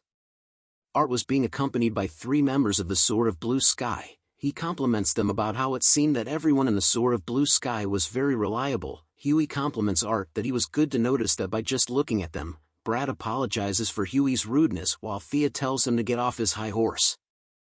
Thea then asked Art if he had finished gathering the intel. Art tells her that he did and thanks everyone for their hard work as they were able to scan the perimeter of the royal capital. Huey tells him that he was only helping as Peter had asked him to, and that Art should be grateful to his humble self. But before he could finish his sentence, Huey slams into a tree. Brad tells Art that was what happens if you compliment Huey. Thea comments about how there had been a lot of monsters popping up recently as they had just met 20 in a row. Brad explains that it was due to the Queen Batter's influence causing the monsters to appear more rapidly. One of his acquaintances had to put a dent in a goblin's horde's population because there were so many of them. Huey says that they were only D rank as the group traveled through the forest. Art compliments the Queen Batter's ability to make monsters go savage was much higher than any ordinary ability. Huey tells him that no matter who or what comes their way he would be able to defeat any of them, and then slams into another tree. Brad apologizes to Art once again for Huey. But he soon notices something and yells at Huey to get away from the tree and to watch out. A giant bear had appeared right above Huey. Huey turns around too late, as blood was splattered on everyone while Thea stares in fear. Art was carrying Huey in princess style as he cast his enchantment magic of wind to use quick steps, allowing him to easily cut off the giant bear's arms. Thea was surprised to see how he was able to get Huey to safety in a short moment, while Brad was sure that Art was beside him just a moment ago. Art then asks Huey if he was alright just as the giant bear lunges at them from the back. Art senses this and leaps into the air using a quick step. He says sorry to the bear before using quick drawing. But the giant bear manages to block his attack. Art was taken by surprise that the bear could match his speed. He brushes off the attack and thinks about how a giant bear's reaction speed was usually much slower. But he takes a heavy step, causing the ground to crack, and appears right below the giant bear with his hand on his blade. The giant bear could only look at Art as he tells it that he got it. Art had managed to slice off its head in one strike using a quick draw battle of 0. The group was impressed with his skills, but Art was in deep thought about the sudden change in monster abilities and that the Queen Batter's effect was much stronger than expected. But soon a sound filled the air, catching all of their attention, and the group wondered what the sound or song was. They looked up and could see the swarm of black batters covering the sky. Huey shouts out, wondering what the hell it was, but Art knew that it was black batters. Art immediately takes off from the group, telling them he was going to go ahead. He rushes at full speed, knowing that if he doesn't report back quickly, everyone would die. The arrival of the black batters wasn't in 1 week, but in 3 days. Back in a town, newspapers are seen flying around while the citizens read it. A man is shouting, "Extra! Extra! Read all about it." Citizens in the city became aware that the city of Turquoise had been destroyed. The people wondered if the monarch was going to do something about it. Some had even said that a few of the nobles had already fled to somewhere far away. The citizens then began to think about leaving the city as soon as possible as well. Crows are then seen flying around a magnificent castle. Cyrilla the Chancellor was seen with a furious face as he grips the newspaper, wondering what was the meaning behind it. Minister Anil reports to him about how the emergence of the Queen Locust had spread to the masses, causing their distrust towards the monarchy. Cyrilla yells at him about the masses' distrust towards the monarchy, implying that the commoners should shut up. He leans close into Anil's face and tells him to retrieve all those newspapers right this instant and to apprehend everyone at the newspaper company and cut their limbs off one by one, but a voice shouts out saying that's enough. King Dread IV appeared with his incredible swag. He tells Cyrilla that a nation is nothing without its people and that it owes everything to its subjects. But the king coughs badly, causing the two of them to call out to him in concern. Anil tells him not to overexert himself as he was not in a condition to be moving around, while Cyrilla tried to tell him that they were setting a bad example. The two men then guided the king up the stairs. Drad then tells them that they didn't have an effective countermeasure for a long time, making it understandable. He then asks Anil about the status of the subjugation troops. Anil reports to him that at present there were 3,000 royal knights that are able to be mobilized, but a third of them cannot be deployed as they would be focused on defending the palace. Drad then asks about the 3 royal commanders, to which Anil tells him that the royal knight commander Marcos was ready for deployment, but the remaining 2 were working on an assignment far away. Drad had a worried expression on his face after hearing the report. Drad then talks about since the founding of this nation more than 500 years ago, the Drad household had fought numerous demons and helped develop the country. As he sat on his throne, Drad didn't expect that a single monster could endanger their entire nation, but he grunts in pain before finishing his sentence, making Anil call out to him in concern. Drad breathes deeply and in pain, while telling them that he was making every effort for the sake of the nation's future. He then asks where Leah was. Anil then reports that Leah had sneaked past the surveillance and snuck out with gold ingots and a grimoire with her. Drad stares in the distance, thinking about Leah. We are now brought back to the black batters, but one of them was shining as bright as the sun. Art was stunned AF from seeing the black batter glow so much. He comments that Locust One was glowing. Urk and Leah tried their best to avoid eye contact with Art as they explained to him that they had given it a gold ingot for fun and wanted to see what would happen if they gave more and more. Art then turns around to face them, causing Urk and Leah to cower in the corner of the room in fear. They started to apologize to Art repeatedly. But he hugs both of them tightly, saying that they were amazing with a happy expression on his face. Urk looks at him in surprise and wondered why he wasn't upset with them. Art then tells her that what they did was amazing and could be the greatest advancement in human history. Art then quickly ran to write down his notes in regard to the glowing black batter. Urk was happy that she was able to help Art with something. But she realizes that all the credit goes to Princess Leah and not her. She then recalls Leah's past advice about how gentlemen are attracted to motherly ladies. She then thinks of Art's smiley face and began to think that since he came back safe and sound she should show him her appreciation. She grips her hand with conviction, then calls out to Art, telling him that she had just remembered something important. Just as she slaps him hard on the back and was about to tell him good job, a crying sound was heard in the room. Art then goes to Leah with a concerned look while Urk looked embarrassed from her failed attempt. As Leah covered her face with her hands, she tells Art about the fact that she was finally able to help him and that it made her so happy. Art tells her with concern that she was always helping him and that she should dry her tears first, but Leah tells him to pat her head first. Urk was annoyed in the background. Art agrees with her request, causing her to giggle a lot. She then gives the bombastic side-eye to Urk, causing Urk to realize how stubborn Leah was. But a voice interrupts them saying, "Pardon my intrusion." Ted had arrived at their door, which surprises Art, but Urk was glad as she thought that he was going to take Leah away. But Ted tells them that it was not the time for it now. He informs them that the entire city of Firen was now being raided by monsters. Back in the city, monsters of various types were attacking the citizens and setting things on fire. The citizens tried their best to run away, but a little boy tripped and falls to the ground. His mother hugs him in order to protect him from the giant crow monster that was heading toward them. Its eyes were focused on them as its giant body casts a huge shadow over them. The little boy sees the monster with tears in his eyes. But bubbles suddenly appeared in the air. It explodes and catches the attention of the giant crow monster. The mother and child could only stare in silence at what was happening. Art had arrived and saved them. He thinks about how he had arrived before Urk and the others by casting quick steps. Just as he was thinking that the Queen Locust's influence making the place a mess, he prepares to cut down the giant crow. But Peter appears out of nowhere like John Cena and dropkicks the little birdie out of the sky. Art was surprised to see him here.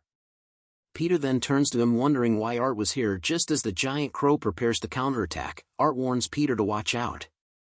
But the giant bird was sliced into two in front of them. They cover their eyes from the dust due to the attack. "Isn't this swell?" said a voice as a metal armor foot appears from the dust. A Giga Chad man of impeccable looks arrives on the scene wielding a giant sword. It's the advent of Royal Knight Commander Marcos. The presence of the Royal Knight Commander was towering over before Art's eyes. He looks up to the commander and notes that he must be Frey's superior and was looking strong. Pettis appears and questions the commander if he shouldn't be busy cleaning up after the city's wreckage. The commander replies that he had been dealing with the A-rank monsters that were frequently spawning within the imperial capital's vicinity, just as a knight reports to the commander that they had successfully evacuated all the citizens. Art attempts to introduce himself to Marcos the commander, but his words were cut short as Marcos tells him to stay out of this. His eyes were glowing bright green. He tells Art that it was the Royal Knight's territory now. Just as numerous Royal Knights appear beside Art, Marcos the commander tells his troops to go and annihilate the monsters. He then stood still and began chanting a spell. Pettis sees this and immediately covers his face with his arms, yelling at Marcos about whether he was seriously going to unleash that power here. He then yells at Art to stand his ground. Marcos slams his gigantic sword into the ground, causing a huge shockwave to erupt with him in the center. The shockwave destroys everything that stood in its path, just like Pain in Naruto Shippuden. A huge explosion could be seen in the skies as monsters were flung back. The powerful shockwave soon comes to a stop, revealing two huge circles that surround Marcos as he stood in the center. Pettis yells at him saying that it was dangerous and that if Marcos wanted to kill all of them. Marcos apologizes and states that since they were outnumbered, he had no choice but to weaken them a little with Quake. Hearing that Marcos used the Quake spell, Art thought about how the original Quake could only make your opponent's body quiver at most. The other Royal Knights could be seen fighting against the various monsters in the capital. Until a gigantic bear monster lunges toward which catches the Royal Knight off guard. A huge clash explosion is seen as the other Royal Knights watch. Smoke and dust were scattered everywhere until a gloved hand is seen in the smoke. Commander Marcos had rescued the young Royal Knight in time and had blocked the monster bear's attack with his arm. He grips onto the snout of the bear monster, before slamming it directly into the ground, causing a massive impact that even cracked the ground. His eyes were filled with an unwavering wave of determination and fierceness as he stares ahead. He walks slowly to a group of monsters filled with various types such as crows and bears as his body radiates a bright aura. With a single massive swing of his sword, he slices all the monsters in one move. A monster bear soon appears behind Marcos, but he had noticed it already by then. A clash of strengths caused an explosion of smoke and dust to form once again from where they stood. Art could only stare in wonder and thought that there was no doubt about it that among the people that he had met so far, the Commander Marcos' strength was in an entirely different league. as the smoke and dust dissipates, Marcos could be seen standing triumph over the monster bear that wanted to sneak attack him. Pettis appears and strokes his chin, telling Art that thoroughly and overwhelmingly until there is nothing left. That man is completely focused on annihilating the enemy before him. The reason the imperial capital has preserved its peace to this day is that ever since Marcos joined the Imperial Knights roughly 15 years ago, not a single invasion was made by other nations. Art listened to how Pettis spoke so highly about Marcos, knowing that that was not all, as Commander Marcos had also bought time by acting as bait so that the evacuees and his troops would be unharmed. Art shows a disappointed look, thinking about the possibilities he could have if he only had half as much courage as Commander Marcos. He thought about the what-ifs as he recalls the incident back at the ballroom dance. And that if he had Commander Marcos's courage, then he wouldn't have had to make her cry back then. The group stood in the center of the circles that Commander Marcos had made with his quake spell as a bunch of monster crows slowly surrounds them. More monsters soon arrived in front of the group while baring their fangs at them. Commander Marcos waves his arm in front of his troops, telling them to step back as he would handle this himself. But the troops yell out at him, stating that he was bleeding due to the clashes with the monsters from before. But Commander Marcos brushes their concerns away while telling them that he was fine as he prepares his sword. Art then recalls Urk's words about how the Isfil household is an ally of the people and that she must protect his smile too. Art's eyes were soon filled with immense determination and courage. Streams of water soon start to flow from the manhole cover of the sewer below them. Art thinks about the fact that he was just a weak person that made Urk cry, but despite that, Urk had accepted him the way he was. Art was preparing to cast a powerful spell with water, as he had remembered the reason why he wanted to do the protecting too. He raises his arm high in the air, wanting to protect Urk's smile. He casts a spell combination of wash plus enchant spells, swell, oxidize, elasticity, lightweight, creating a spell called Misty Jail that had trapped all the monsters that surrounded the group into bubbles that float in the air. The troops were shocked to see that magic was being cast multiple times by Art and realized that he was an adept user. Art then holds his finger and snaps them, saying, "Let him rip." The bubbles filled with monsters soon disappeared in an instant, leaving sparkles in the air. But Art soon experiences a painful feeling throughout his entire body. He kneels on the ground in pain as the troops rushed over to his side. They tell him not to force himself, as using one enchant spell was already the limit for most people, and that under normal circumstances it would not be unusual for Art to be mentally broken down. Commander Marcos sees Art and takes a step forward. He then introduces himself to Art as the Commander Marcos of the Royal Knight. He praises Art for what he did just now and tells him that it was some impressive spell casting. The troops behind Commander Marcos were shocked to hear him praise Art, as Commander Marcos was someone who had rarely called people by their names and never really praised anyone. The troops then asked Pettis who Art was, and he simply replied to them that he was a genius. Commander Marcos bends over to express his gratitude, causing to be flustered as he tells Marcos that it was no problem, but then Art spots something that catches his attention. Marcos was giving him a serious expression. Seeing this made Art bend over as well to once again introduce himself as Art, who was under the care of Marquis Isfil. The two of them soon exchanged a brief look at one another. Tet interrupts them in a hurry as he calls out to Art. He tells him that they needed to head over to the nearby orphanage quickly, as Princess Urk was over there. The scene changes to the orphanage, where black wolf monsters soon appear and Urk could be seen facing off against them, clad in her armor and wielding her mighty sword. Urk holds tightly onto her blade in order to wield her sword to protect those dear to her. The black wolf monster lunges at her, but she manages to block its attack. One by one the black wolves began to attack her, but each time they did, Urk was able to defend against their attacks as they slowly surround her. She curses in her mind about the fact that she could not mess up while protecting the nuns and the children. She then thinks of Art's smiling face, and prepares to fight with all her might, as she knew that she shouldn't be lenient as Art was risking his life to fight in the city. Urk had always worked hard to become a pillar of strength for Art. She grips her sword tightly, wanting to protect them.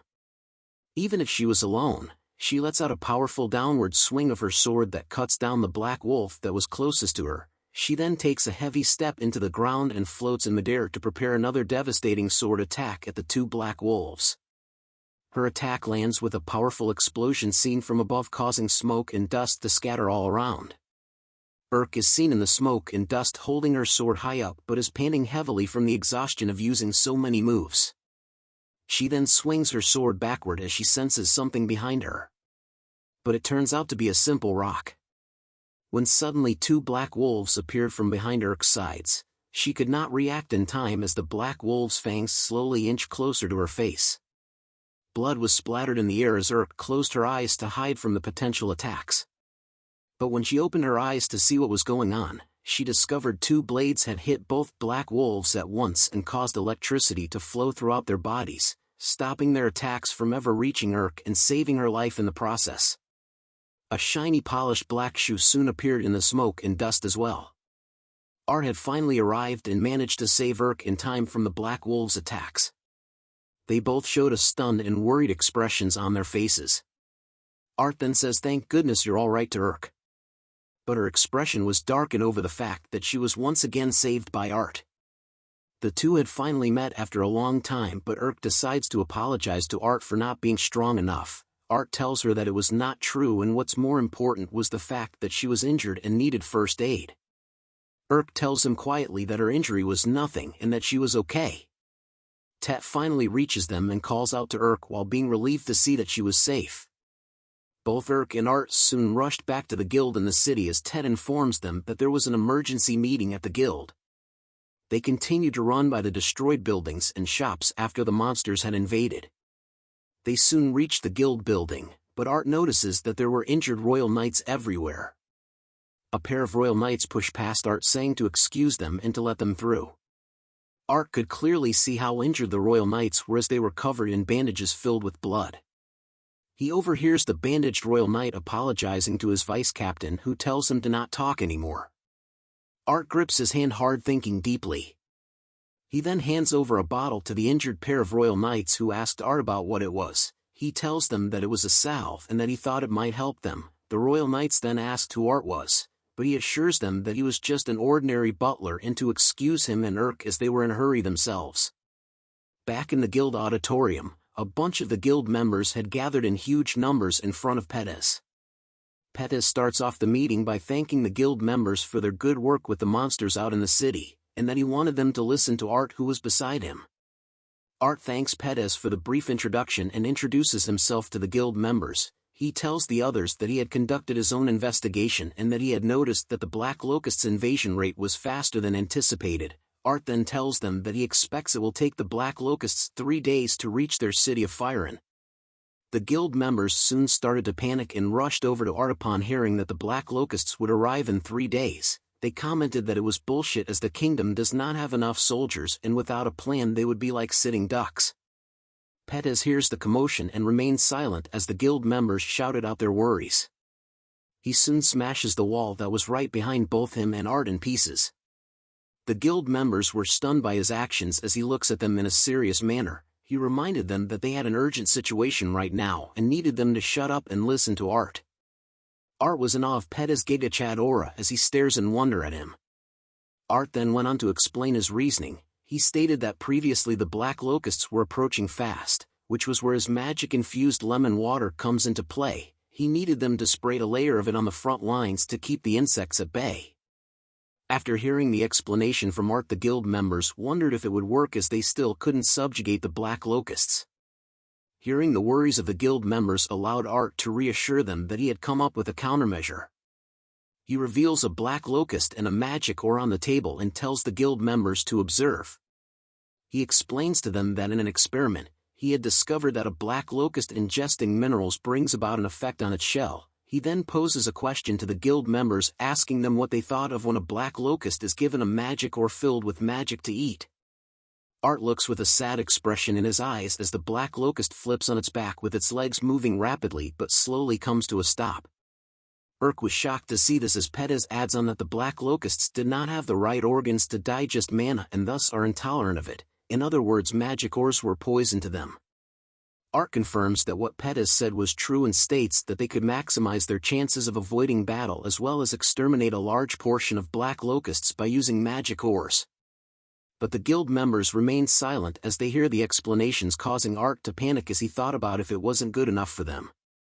The guild members soon rushed over to Art and praised him for the amazing idea that he had come up with, even going so far as to state that it was possibly the greatest achievement in the history of their kingdom, but Art tells them that it was also thanks to Princess Leah and Lady Urk, as without them it would not have been possible for the idea to exist. Urk became flustered upon hearing that Art was praising her and could just blush heavily and shyly. Pettis then informs the guild members that the decisive battle against the Black Locusts would be in 3 days and that they should prepare well beforehand. The guild members rejoiced in unison upon hearing those orders. Art looks over to Urk and starts to think about her. Recalling her face and knowing that she had given him enough strength by just being by his side. Art's face was once again filled with determination to protect all those that he held dear to his heart. As the swarm of black locusts is seen swarming over to the city of Firen, Art swears that no matter what happens, he would definitely protect Urk.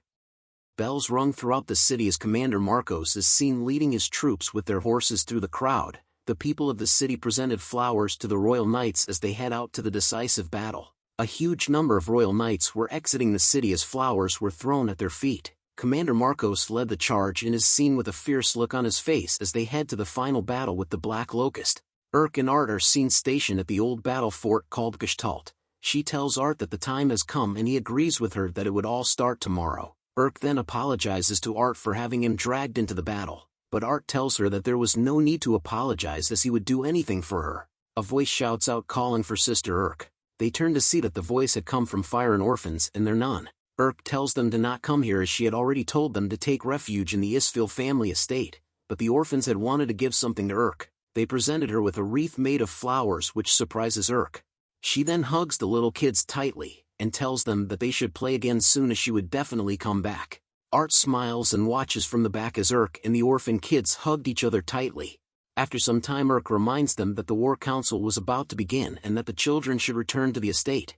Urk and Art soon bid farewell to the orphan kids and the nun from the wall they stood at. Art commented that the kids were sweet. Urk agrees with him and states that it was a miracle that they laugh right now. Art was confused for a moment by her answer until Urk explained that the kids were disaster orphans, victims of abuse, abduction and monster assaults. Urk was personally supporting their orphanage as it was experiencing some financial difficulties lately. Art gave a smile upon hearing Urk's explanation and recalled their first meeting at the guild as he tells Urk that he was glad that the orphan kids had met a savior like her. Urk looks at Art and tells him that she felt the same way just as a man appears behind her, telling her that the Order of Knights had arrived and that the War Council regarding the decisive battle will now commence. They soon decide to go to the War Council meeting together. A great number of royal knights are seen gathered in a uniformed stances. Pettis and Art explained to the royal knights that there was a swarm made up of 500 billion black locusts and their queen heading towards the old battle fort Gestalt, which is where they were and which was also the last line of defense for their kingdom. They mentioned that there would be no Outlook squad but instead will have 3 individual groups. The first group, called the Rearguard Sweepers, would be led by Ramon, the second group, called the Ambush Squad, would be led by Art, and finally, the last group, called the Diversionary Squad, would be led by Commander Marcos and Pettis. After informing the Royal Knights of the plan to engage in the battle with Black Locusts, the Royal Knights salute the commanders. Night arrives and ambers could be seen flickering in the sky. The Royal Knights were having a party with a huge campfire in the middle where they ate and drank as much as they could. Art and Urk were alone with their own campfire when he mentions to her that the Royal Knights were having fun. Urk tells him that Pettis was treating the Royal Knights as he said it might be their last day. Hearing those words made Art show off a sad expression on his face, but he changes the topic and talks about how Captain Fry seemed to be in a rush after they had talked with him. Urk tells him that Fry seems to be heading west with the rest of the cavalry unit. Art then mentions that Raymond and Tet were also participating in the war and that it was reassuring to have former high-ranking adventurers on their side, but Urk was upset over the fact that the Queen Locust had been designated as the most perilous S-rank hazard, which was incomparable to anything they had faced thus far. Silence soon fell upon them as they looked at the campfire in silence. A certain look came upon Art's face as he stood up. He immediately went over to Urk's side and grabbed her hand, causing her to be flustered as her face was blushing hard. He leads her towards the forest, telling Urk that he had a place that he wanted to show her. Crystal fireflies were seen, which were fireflies that were like crystals. The crystals they eat manifest on their shells. Urk and Art had wandered into a breeding ground filled with crystal fireflies that Urk mentions. Art looks back at her and wonders if Urk was going to be supporting them from the rear guard and that he was sorry they won't be fighting side by side. Urk had a silent look on her face as she asks Art if he was planning to defeat the Queen Locust single-handedly. Art was surprised to hear that from her, but he tells her that he was, which made her wonder if he was going to do it no matter what. Art tells her that it was okay and he was willing to do it for her, but Urk cuts his sentence off halfway by suddenly grabbing onto the back of his shirt. She tells him that she knew, and tightens her grip while repeating the same words. Art continued to think deeply about her words and her action. He then turns to her with a smile on his face, asking her if she remembered the time when they were talking on the terrace. He tells her that it made him happy when she said that Art was fine the way he was, and that she was the only person to have ever accepted him for who he was, and that he had always wished that he could be by her side during her happy days. But this was the first time where Art genuinely felt that he really wanted to protect someone. Art pulls Urk closer to his body, embracing her tightly in his arms, as the crystal fireflies lit the area with their blue light. With his head on her shoulder, Art tells Urk that she was sorry for making her worried about him.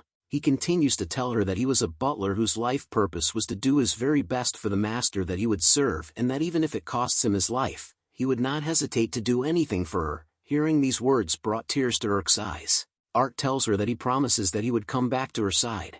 Urk's voice calling out Art's name could be heard throughout the forest as the moon shined brightly. As they continued to embrace one another, Art thought about the feelings he had kept close to his heart, which had ignited a flame of hope in his chest. He fervently hopes that Urk may be blessed with overflowing happiness with his determination as a butler. The moon soon turned blood red as an endless swarm of black locusts was seen gathered in the red night. The Queen Locust was leading the charge toward the kingdom. The plan to subjugate the 500 billion swarms of black locusts was a success, as Her Highness Princess Leia was able to prepare magic ores and wheat flour in large quantities. Thanks to that, the subjugation of the black locusts was a huge success. Art and the rest only needed to finish off the remaining few now. Adventurers and royal knights could be seen slicing and dicing towards the black locusts that surround them. Pettis appears on the battlefield and shouts at everyone to give these pests hell.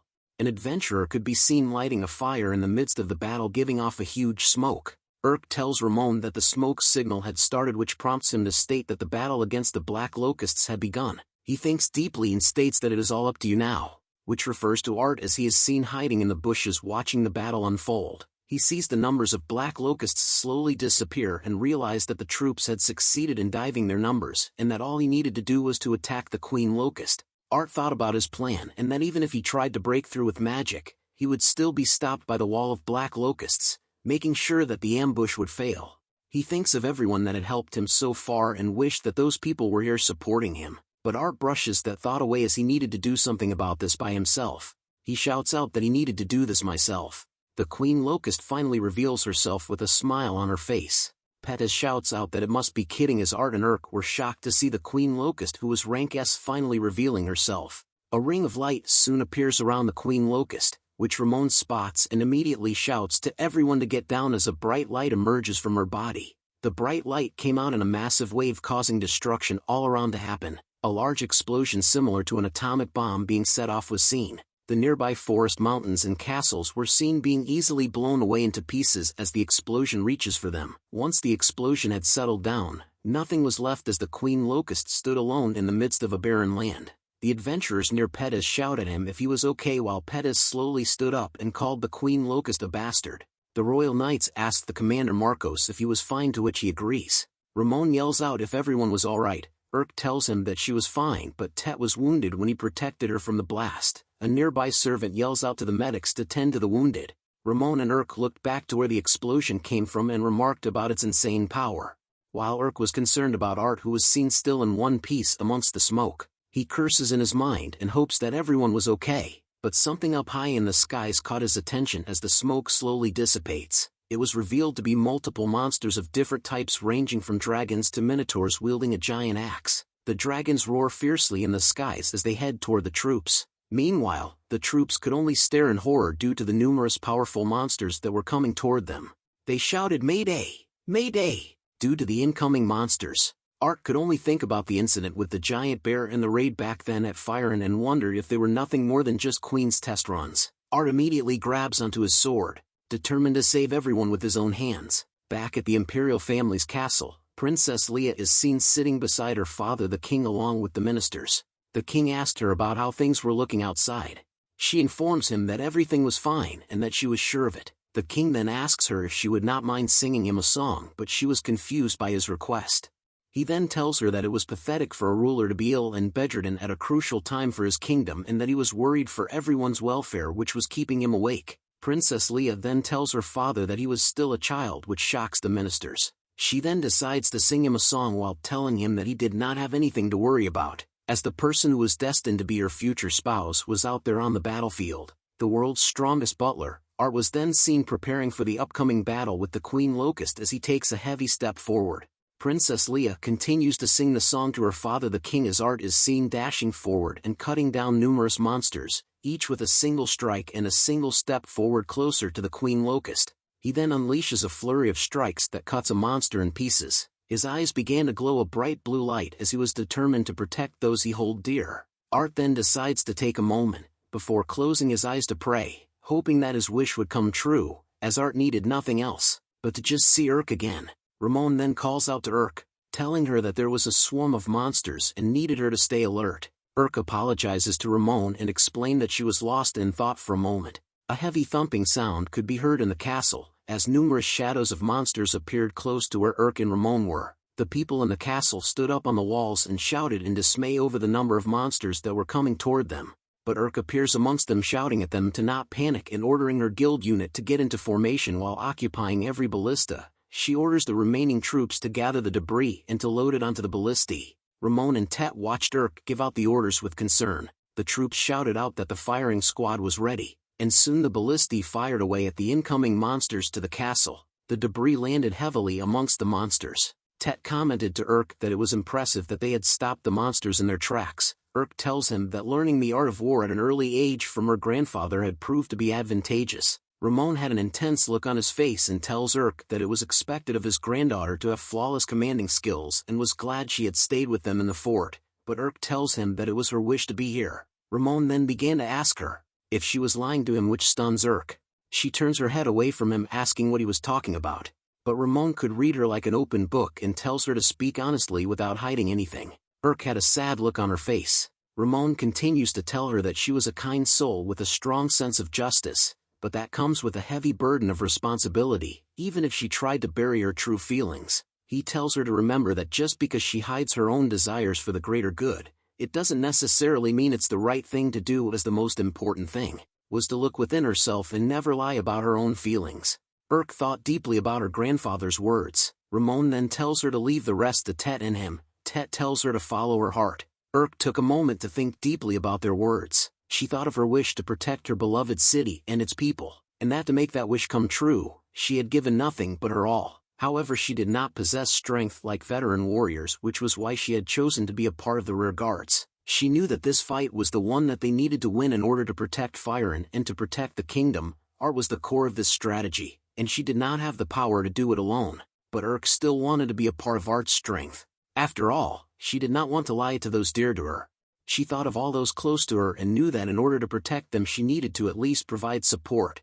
Her eyes began to flow with hope as she tells her grandfather to permit her to go to the front lines, as she wanted to protect the city with the person she cherishes the most. Ramon smiles upon hearing her determined answer, but a huge shadow suddenly casts over them as Ramon turns to see what it was. He immediately tells Urk to get as far away as she could, as he tells her that they had an unwelcome guest. The Queen Locust has once again revealed herself right in front of Ramon and Urk. Meanwhile, back at the battlefield, Art stood still as he stared at a black ball in the sky made of black locusts. His face was filled with panic as he realizes that the Queen Locust was heading straight to their stronghold. Weapons and monsters could be seen everywhere as smoke and dust covers the battlefield. Art appears once again and slices a monster into various pieces. He sees from afar that the Queen Locust was near the stronghold and thought to himself that he needed to hurry or else, but he looks at the troops belonging to his squad and knew that he somehow needed to protect the divisionary squad too. He prays that Urk was safe. The Queen Locust lets out a light swing of its scythe-looking arm, unleashing a powerful wave that sends the soldiers near Ramon and Urk flying away. An announcement is shouted out saying emergency alert. Emergency alert.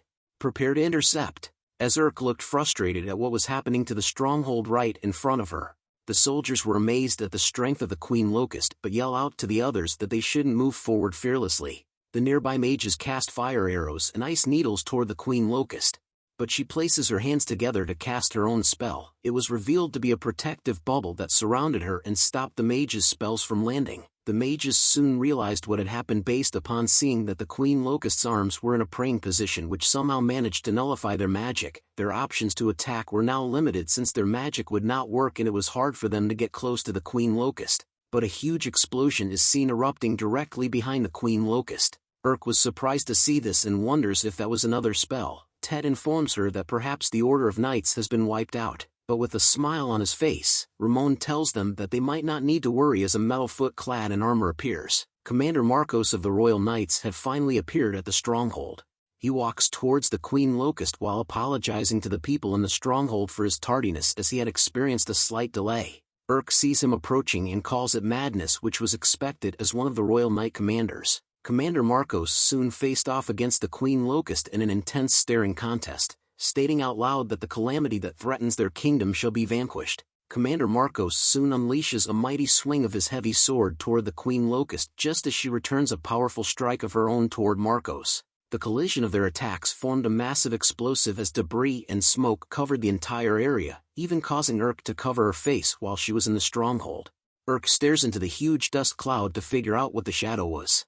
She wonders if Commander Marcos had succeeded in taking down the Queen Locust just as a shadow became clearer, but the harsh reality was set in as it was revealed to be the Queen Locust who had won in the Clash of the Titans. She flashes a smile towards Urk as she continues to hold Commander Marcos with a spike impaled through his body. Seeing this sight created a rush of anger inside of Urk. The Queen Locust then throws Commander Marcos's body to the side, giving out an evil smile. Back at the battlefield, the sight of monsters and weapons clashing continued on. Art was cursing in his mind that there was no end to the monsters.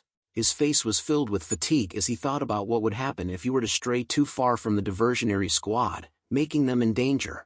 But the sudden appearance of a monster caused Art to react too slowly to its attack. Another explosion of dust could be seen from where Art stood. Pettis appears with a jacked right arm blocking the monster's fist. He tells Art that he doesn't look too good.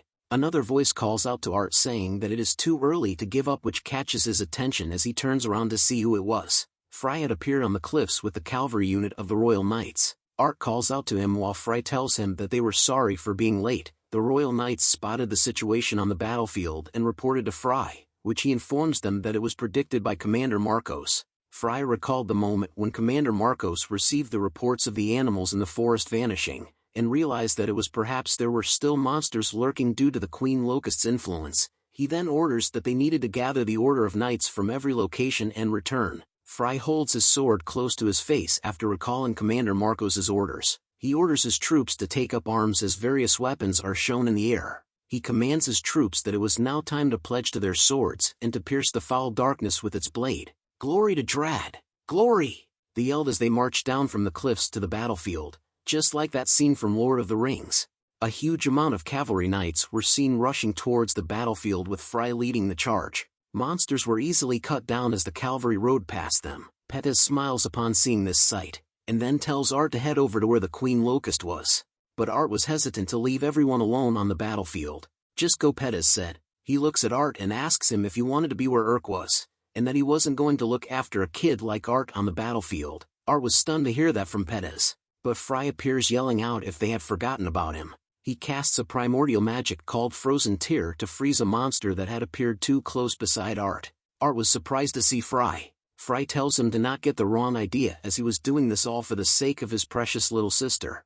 Other adventurers such as Huey, Thea, and Brad had finally arrived on the battlefield as well. Pettis then tells Art that he may have been thinking that he was fighting alone all this time, but instead should take a closer look. As he was not the only one, Art stood still on the battlefield where his comrades were helping him in defeating the monsters all around. His eyes began to water, but he wipes them off clean, which reveals his determined face as he tells them that he was going back to where his cherished person was, and that he promises to defeat the Queen Locust for sure. He tells everyone that they should all come home back alive and that it would be a promise. All of Art's comrades agreed to his promise just as Art dashes through the battlefield to return back to Urk. Back at the stronghold, the only one still standing against the Queen Locust was Urk as everyone else was lying among the debris. With a determined look in her eyes, she yells out as she charges toward the Queen Locust. Each time she swung at her, the Queen Locust deflected Urk's attacks, making her realize that this was the power of an S-rank monster, which meant that a moment's hesitation could mean death and that it was a gamble where the outcome was uncertain.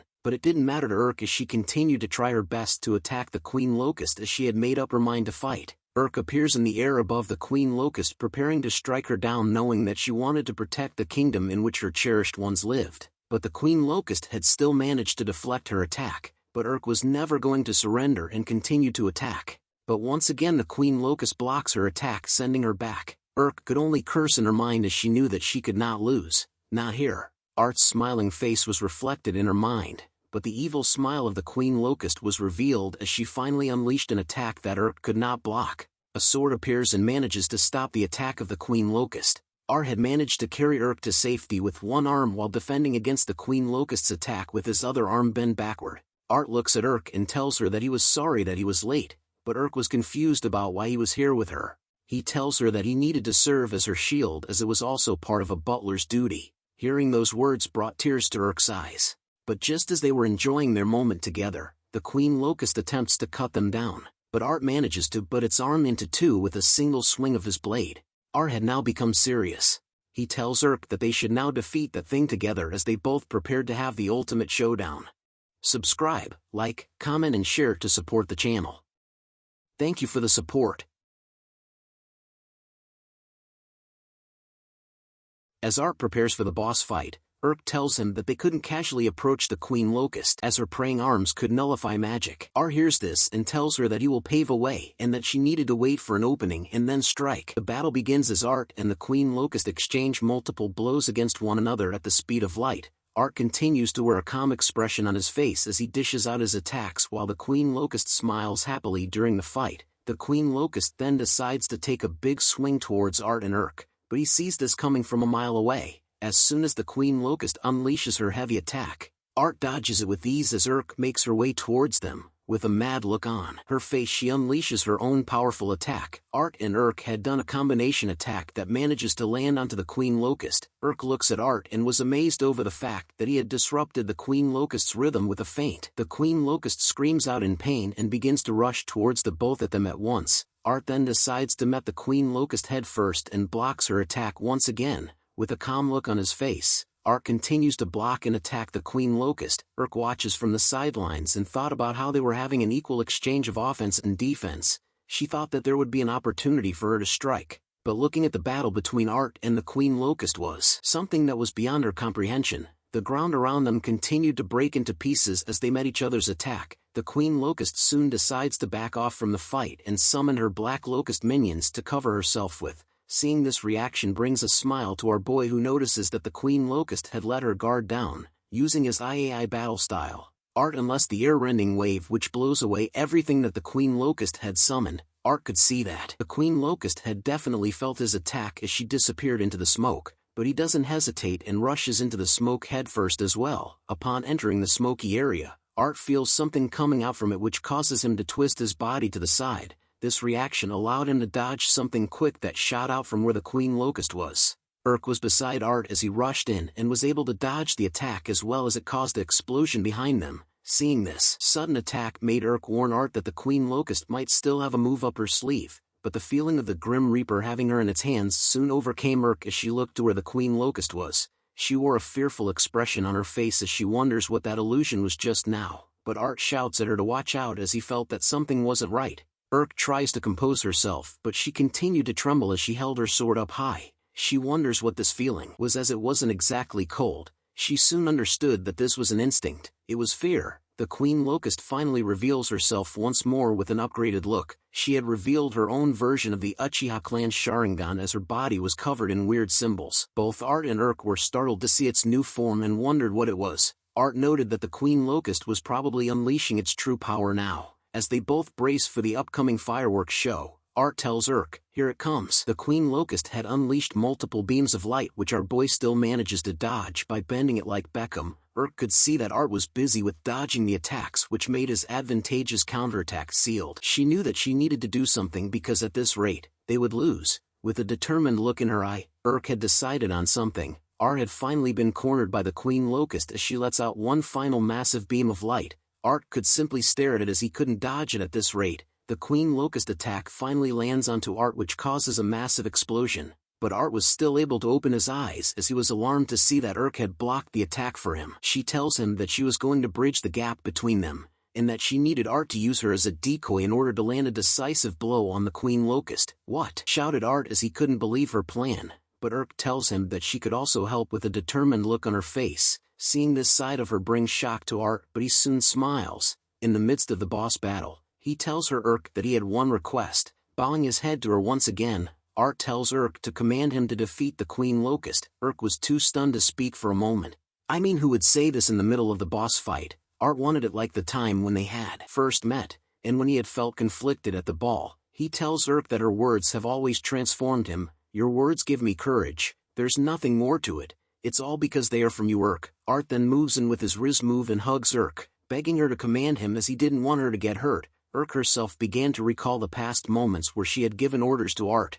Her eyes revealed that she had come to a decision. With a firm voice she orders Art to defeat the Queen Locust. "At your command," said Art as a new sense of fighting spirit arose in his eyes. He began to cast the enchantment physique boost, which shone a bright pillar of light onto him. The bright pillar of light radiated throughout the battlefield so brightly that even Urk had to cover her eyes from the brightness. Art had finally achieved Super Saiyan mode, a Riz level of over 9,000. Art had reached the immaculate perfection state. The moment he touches the handle of his sword, the Queen Locust unleashes a barrage of laser attack once again towards him, but this time was different. Art had instantly appeared right behind the Queen Locust, dodging her attacks so fast that it left her speechless. The Queen Locust tries her best to turn around quickly to attack Art once more, but it was too late. As you know in anime, the moment a swordsman sheaths his sword back, the fight was already over, and that was exactly what Art did. He slowly sheaths back his sword as pieces of rocks floated around him and the Queen Locust. Using his iai swordsmanship once again,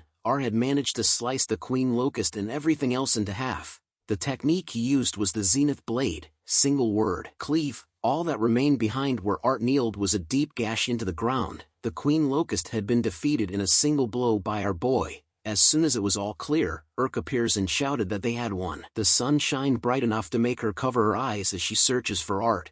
She sees him standing over in the distance, but Art soon falls to the ground. "Art!" shouted Urk with concern as she rushes over to his side. After the boss battle with the Queen Locust, we return to the Isfil family estate's garden. Art appears to be fine as Urk asks him about how he was holding up. He tells her that he was doing fine thanks to her. Ramon was present as well and commented that it was expected of their hero. But Urk continues to question Art about whether he was sure that he was okay as she saw that he couldn't move until yesterday due to his magic's backlash. Art begins to move swiftly to show Urk that he was fine. Now, since he had drank a ton of emergency potions that he made through alchemy, Art explains that alchemy was a life magic that combines materials to create something new. Urk agrees with Art about his potions as she tells him that everyone here along with Marcos were able to recover due to them being truly impressive. Art was glad to hear that and mentions that it was thanks to everyone. He soon asks her if Fry had returned to the capital, but Urk completely skips over any topics of Fry and asks her grandfather about what he wanted to discuss.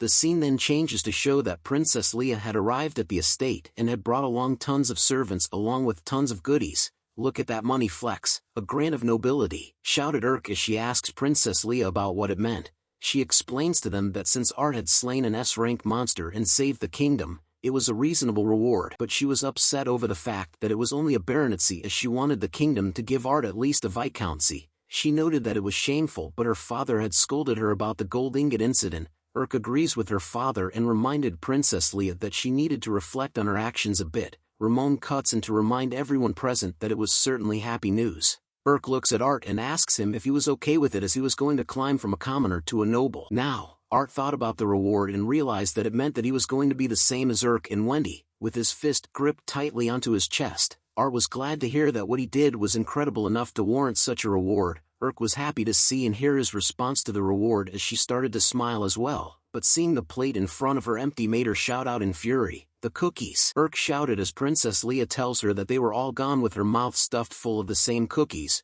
Ramon laughs over Urk's cute reaction and tells her that they could have more prepared but needed flour and sugar. Art was interested and asks Ramon if sugar was the one that comes from the sugar flowers. Ramon tells him that he was right but that sugar was a luxury, due to the effects of the black locusts. The prices have skyrocketed.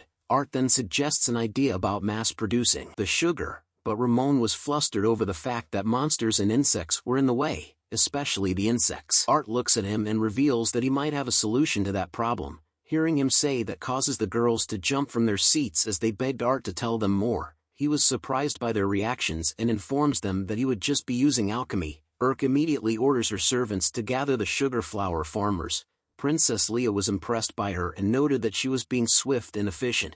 Soon enough the sugar flower farmers had been gathered together as Art introduces himself to them, and so the sugar flower persuasion operation began. These are fertilizer locusts. By feeding them more that had been improved through alchemy using the properties of the black locusts, they transformed from pests that ate crops into beneficial insects that produce fertilizer. Art then continues to persuade the sugar farms on using his ideas. He soon comes to the end of explaining his plan and asks the farmers about what they thought about it. One of the farmers introduces himself as Gald. He then grabs onto Art's shoulders and cried tears of joy. He tells Art that he was such a good man. Gald shakes Art's hand with agreement over his plan while telling him that they were willing to pay however much it takes. But Art didn't want the money, just the agreement to share until they can stabilize the supply. Art then moves on to ask everyone about what they thought about hot springs. This piques Urk's interest as she asks him about what hot springs were. Art reveals to everyone that it was something that they can create with alchemy. Hearing this made Gald wonder if they could join as well. Urk agrees with his request and informs them that they should all share the joy together. Art then asks her if the orphanage was selling the potions. She tells him that they were as the scene changes to a church. Art was glad to hear that as they needed the potions for the hot spring. Sister Rax greets them and thanks Urk for her help during the monster raid. Urk apologies to her for the sudden visit while Art introduces himself. Sister Rax noted to Urk that she had a cute attendant, but Urk corrects Rax by stating that Art was not an attendant but someone who was important to her. Rax apologies for her previous statement and asks about what she could do for her today. Urk informs her that they wanted to place a recurring order for their potions. Rax replies back to her that the potions would be 200 G each and if she was sure about that. Art cuts in to inform her that they actually needed it for the hot spring. Rax was happy to hear that just as Urk informs her that if she has any potent potions available then Art and her would be happy to have them. Rax thought about it and informs both of them that she was afraid that the common people wouldn't understand their use. This was when Art reveals to them that there was a time where he drank them every day, like 10 of them. Rax instantly turns to look at Art overhearing the word every day. Seeing her reaction made him realize that it might have been a bad thing after all. Rax scolds Art and tells him that drinking too much medicine could lead to addiction and in the worst case scenario, he could die. Art realizes that was why they stopped working and tells Rax that he doesn't drink it anymore. Rax and Urk soon cuddled together as she tells Urk to not take her eyes off Art. Urk agrees with her suggestion and replies back that she was going to be more vigilant. Art then proceeds to ask Rax about why does a high-density potion cost so cheap. Hearing that question made her show a sad look on her face. She soon reveals to Art that it was because she was a dark elf. Our boy was stunned to see this as he had forgotten that dark elves were discriminated against just because they were said to be close to the devil. Rax adds on to say that the merchants told her that the products made by the so-called tainted elves were disgusting. Urk was furious to hear this and asks Rax to tell her who these merchants were so she could give them a piece of her mind. Hearing that reply made Rax thank Urk for her consideration. "Sister, we're hungry," shouted a few young kids that appeared behind Rax. She looks at them and informs the kids that they still had guessed. The kid mentions to Rax that there was a leak in the roof again and so she tells him that they would fix that later. Urk and Art stood back to see Rax comforting the orphan kids. She tells them that she didn't care about what they said about her as all she wanted to do was to protect these kids. Rax simply adores the humans after all. Seeing this action stuns both Art and Urk who then exchange looks with one another. Art then asks Rax if they could help her and she was happy to hear that. The scene changes to a sparking hot spring room. Art stood in front of a group and tells them that he was going to create the hot spring now. He recalled a past memory from when Wenty had forced him to make the rejuvenating secret hot spring. Art began to cast his alchemy magic, combining high-level potions with hot water, adding washing lavender and rosemary. Using alchemy magnesium large or in various materials all together, hence Art had created a hot spring that uses high potion bubble bath water. The girls immediately went to check on the water and were impressed by how soft it was and how bubbly it felt. Rax was impressed by the lovely rose fragrance. Gald on the other hand was unsure if they could use such an amazing thing. Art wore a joyful expression on his face as he tells him that this one was for the ladies and that they were going to another room. Urk then calls out to Art and informs him that he had really outdone himself this time and thanks him for his efforts. Our boy was stunned but smiled happily at Urk's compliment. She continues to watch him leave the bath as he directs the gentleman to another room. The girls then started to undress themselves to enjoy the bath. As they undressed, Rax asked Urk if she wanted to join Art in the bath together. That question made her flustered as she couldn't reply back to her. Feeling embarrassed by her reaction, Urk tells the girls that they should just get in the bath. Rax giggles over how adorable Urk was acting. This image was made for the boys. All hail the author and drawer. The three ladies had finally entered the heavenly bubble bath, where they rubbed themselves clean with the delicious water that Art had made. As they immersed themselves into the water, they were happy to feel that their skin was so smooth and that their hair felt silky. All three girls felt that they were in heaven, back in the boys' bath. Ramon and Tet were hugely impressed by Art's skill to make the bath and commented that he was capable of anything and was a gift bestowed by the heavens. Urk could hear that Art was enjoying himself as she hears the boys talking loudly in the bath. Rax commented that she had never met someone as kind as Art before. Urk agrees and tells her that when it comes to himself he was hopeless, which made Rax question why he would need her since he could easily earn his own keep. Urk reveals that Art always goes all out for others and that he was strong, straightforward and kind. Rax instantly smiles at this reply and playfully teases Urk about how much she loves Art. Hearing that kind of response causes her to be flustered once again. Rax then gave her a piece of advice, telling Urk that Art was a really wonderful person, which was why she needed more confidence to support. Urk instantly blushes hard as she submerges herself into the water. Seeing this reaction made Rax realize that even Art may not have noticed her feelings yet. Rax then tells Urk that she fully accepts her potion request, hoping that for the sake of the children she could provide some assistance to her. Urk looks at her and grabs her hand in response while telling her that they were counting on her. Rax then changes the topic over to giving Urk a cute makeover since they were here. Urk couldn't believe that someone had called her cute while Princess Leia voiced out that she wanted one as well. The scene then changes to a carriage where a voice is giggling. A letter and a picture of Art is seen in someone's hand as the voice spoke out loud that all the pieces were in place. It is revealed to belong to a man in a big hat, who wore an excited smile on his face as he thought about how he needed to make sure to get his hands on the big business person Art. Thanks for watching the latest part from the voice of Manhwa. Subscribe for more content and don't forget to comment below what you want to see in the future. Like and share for more.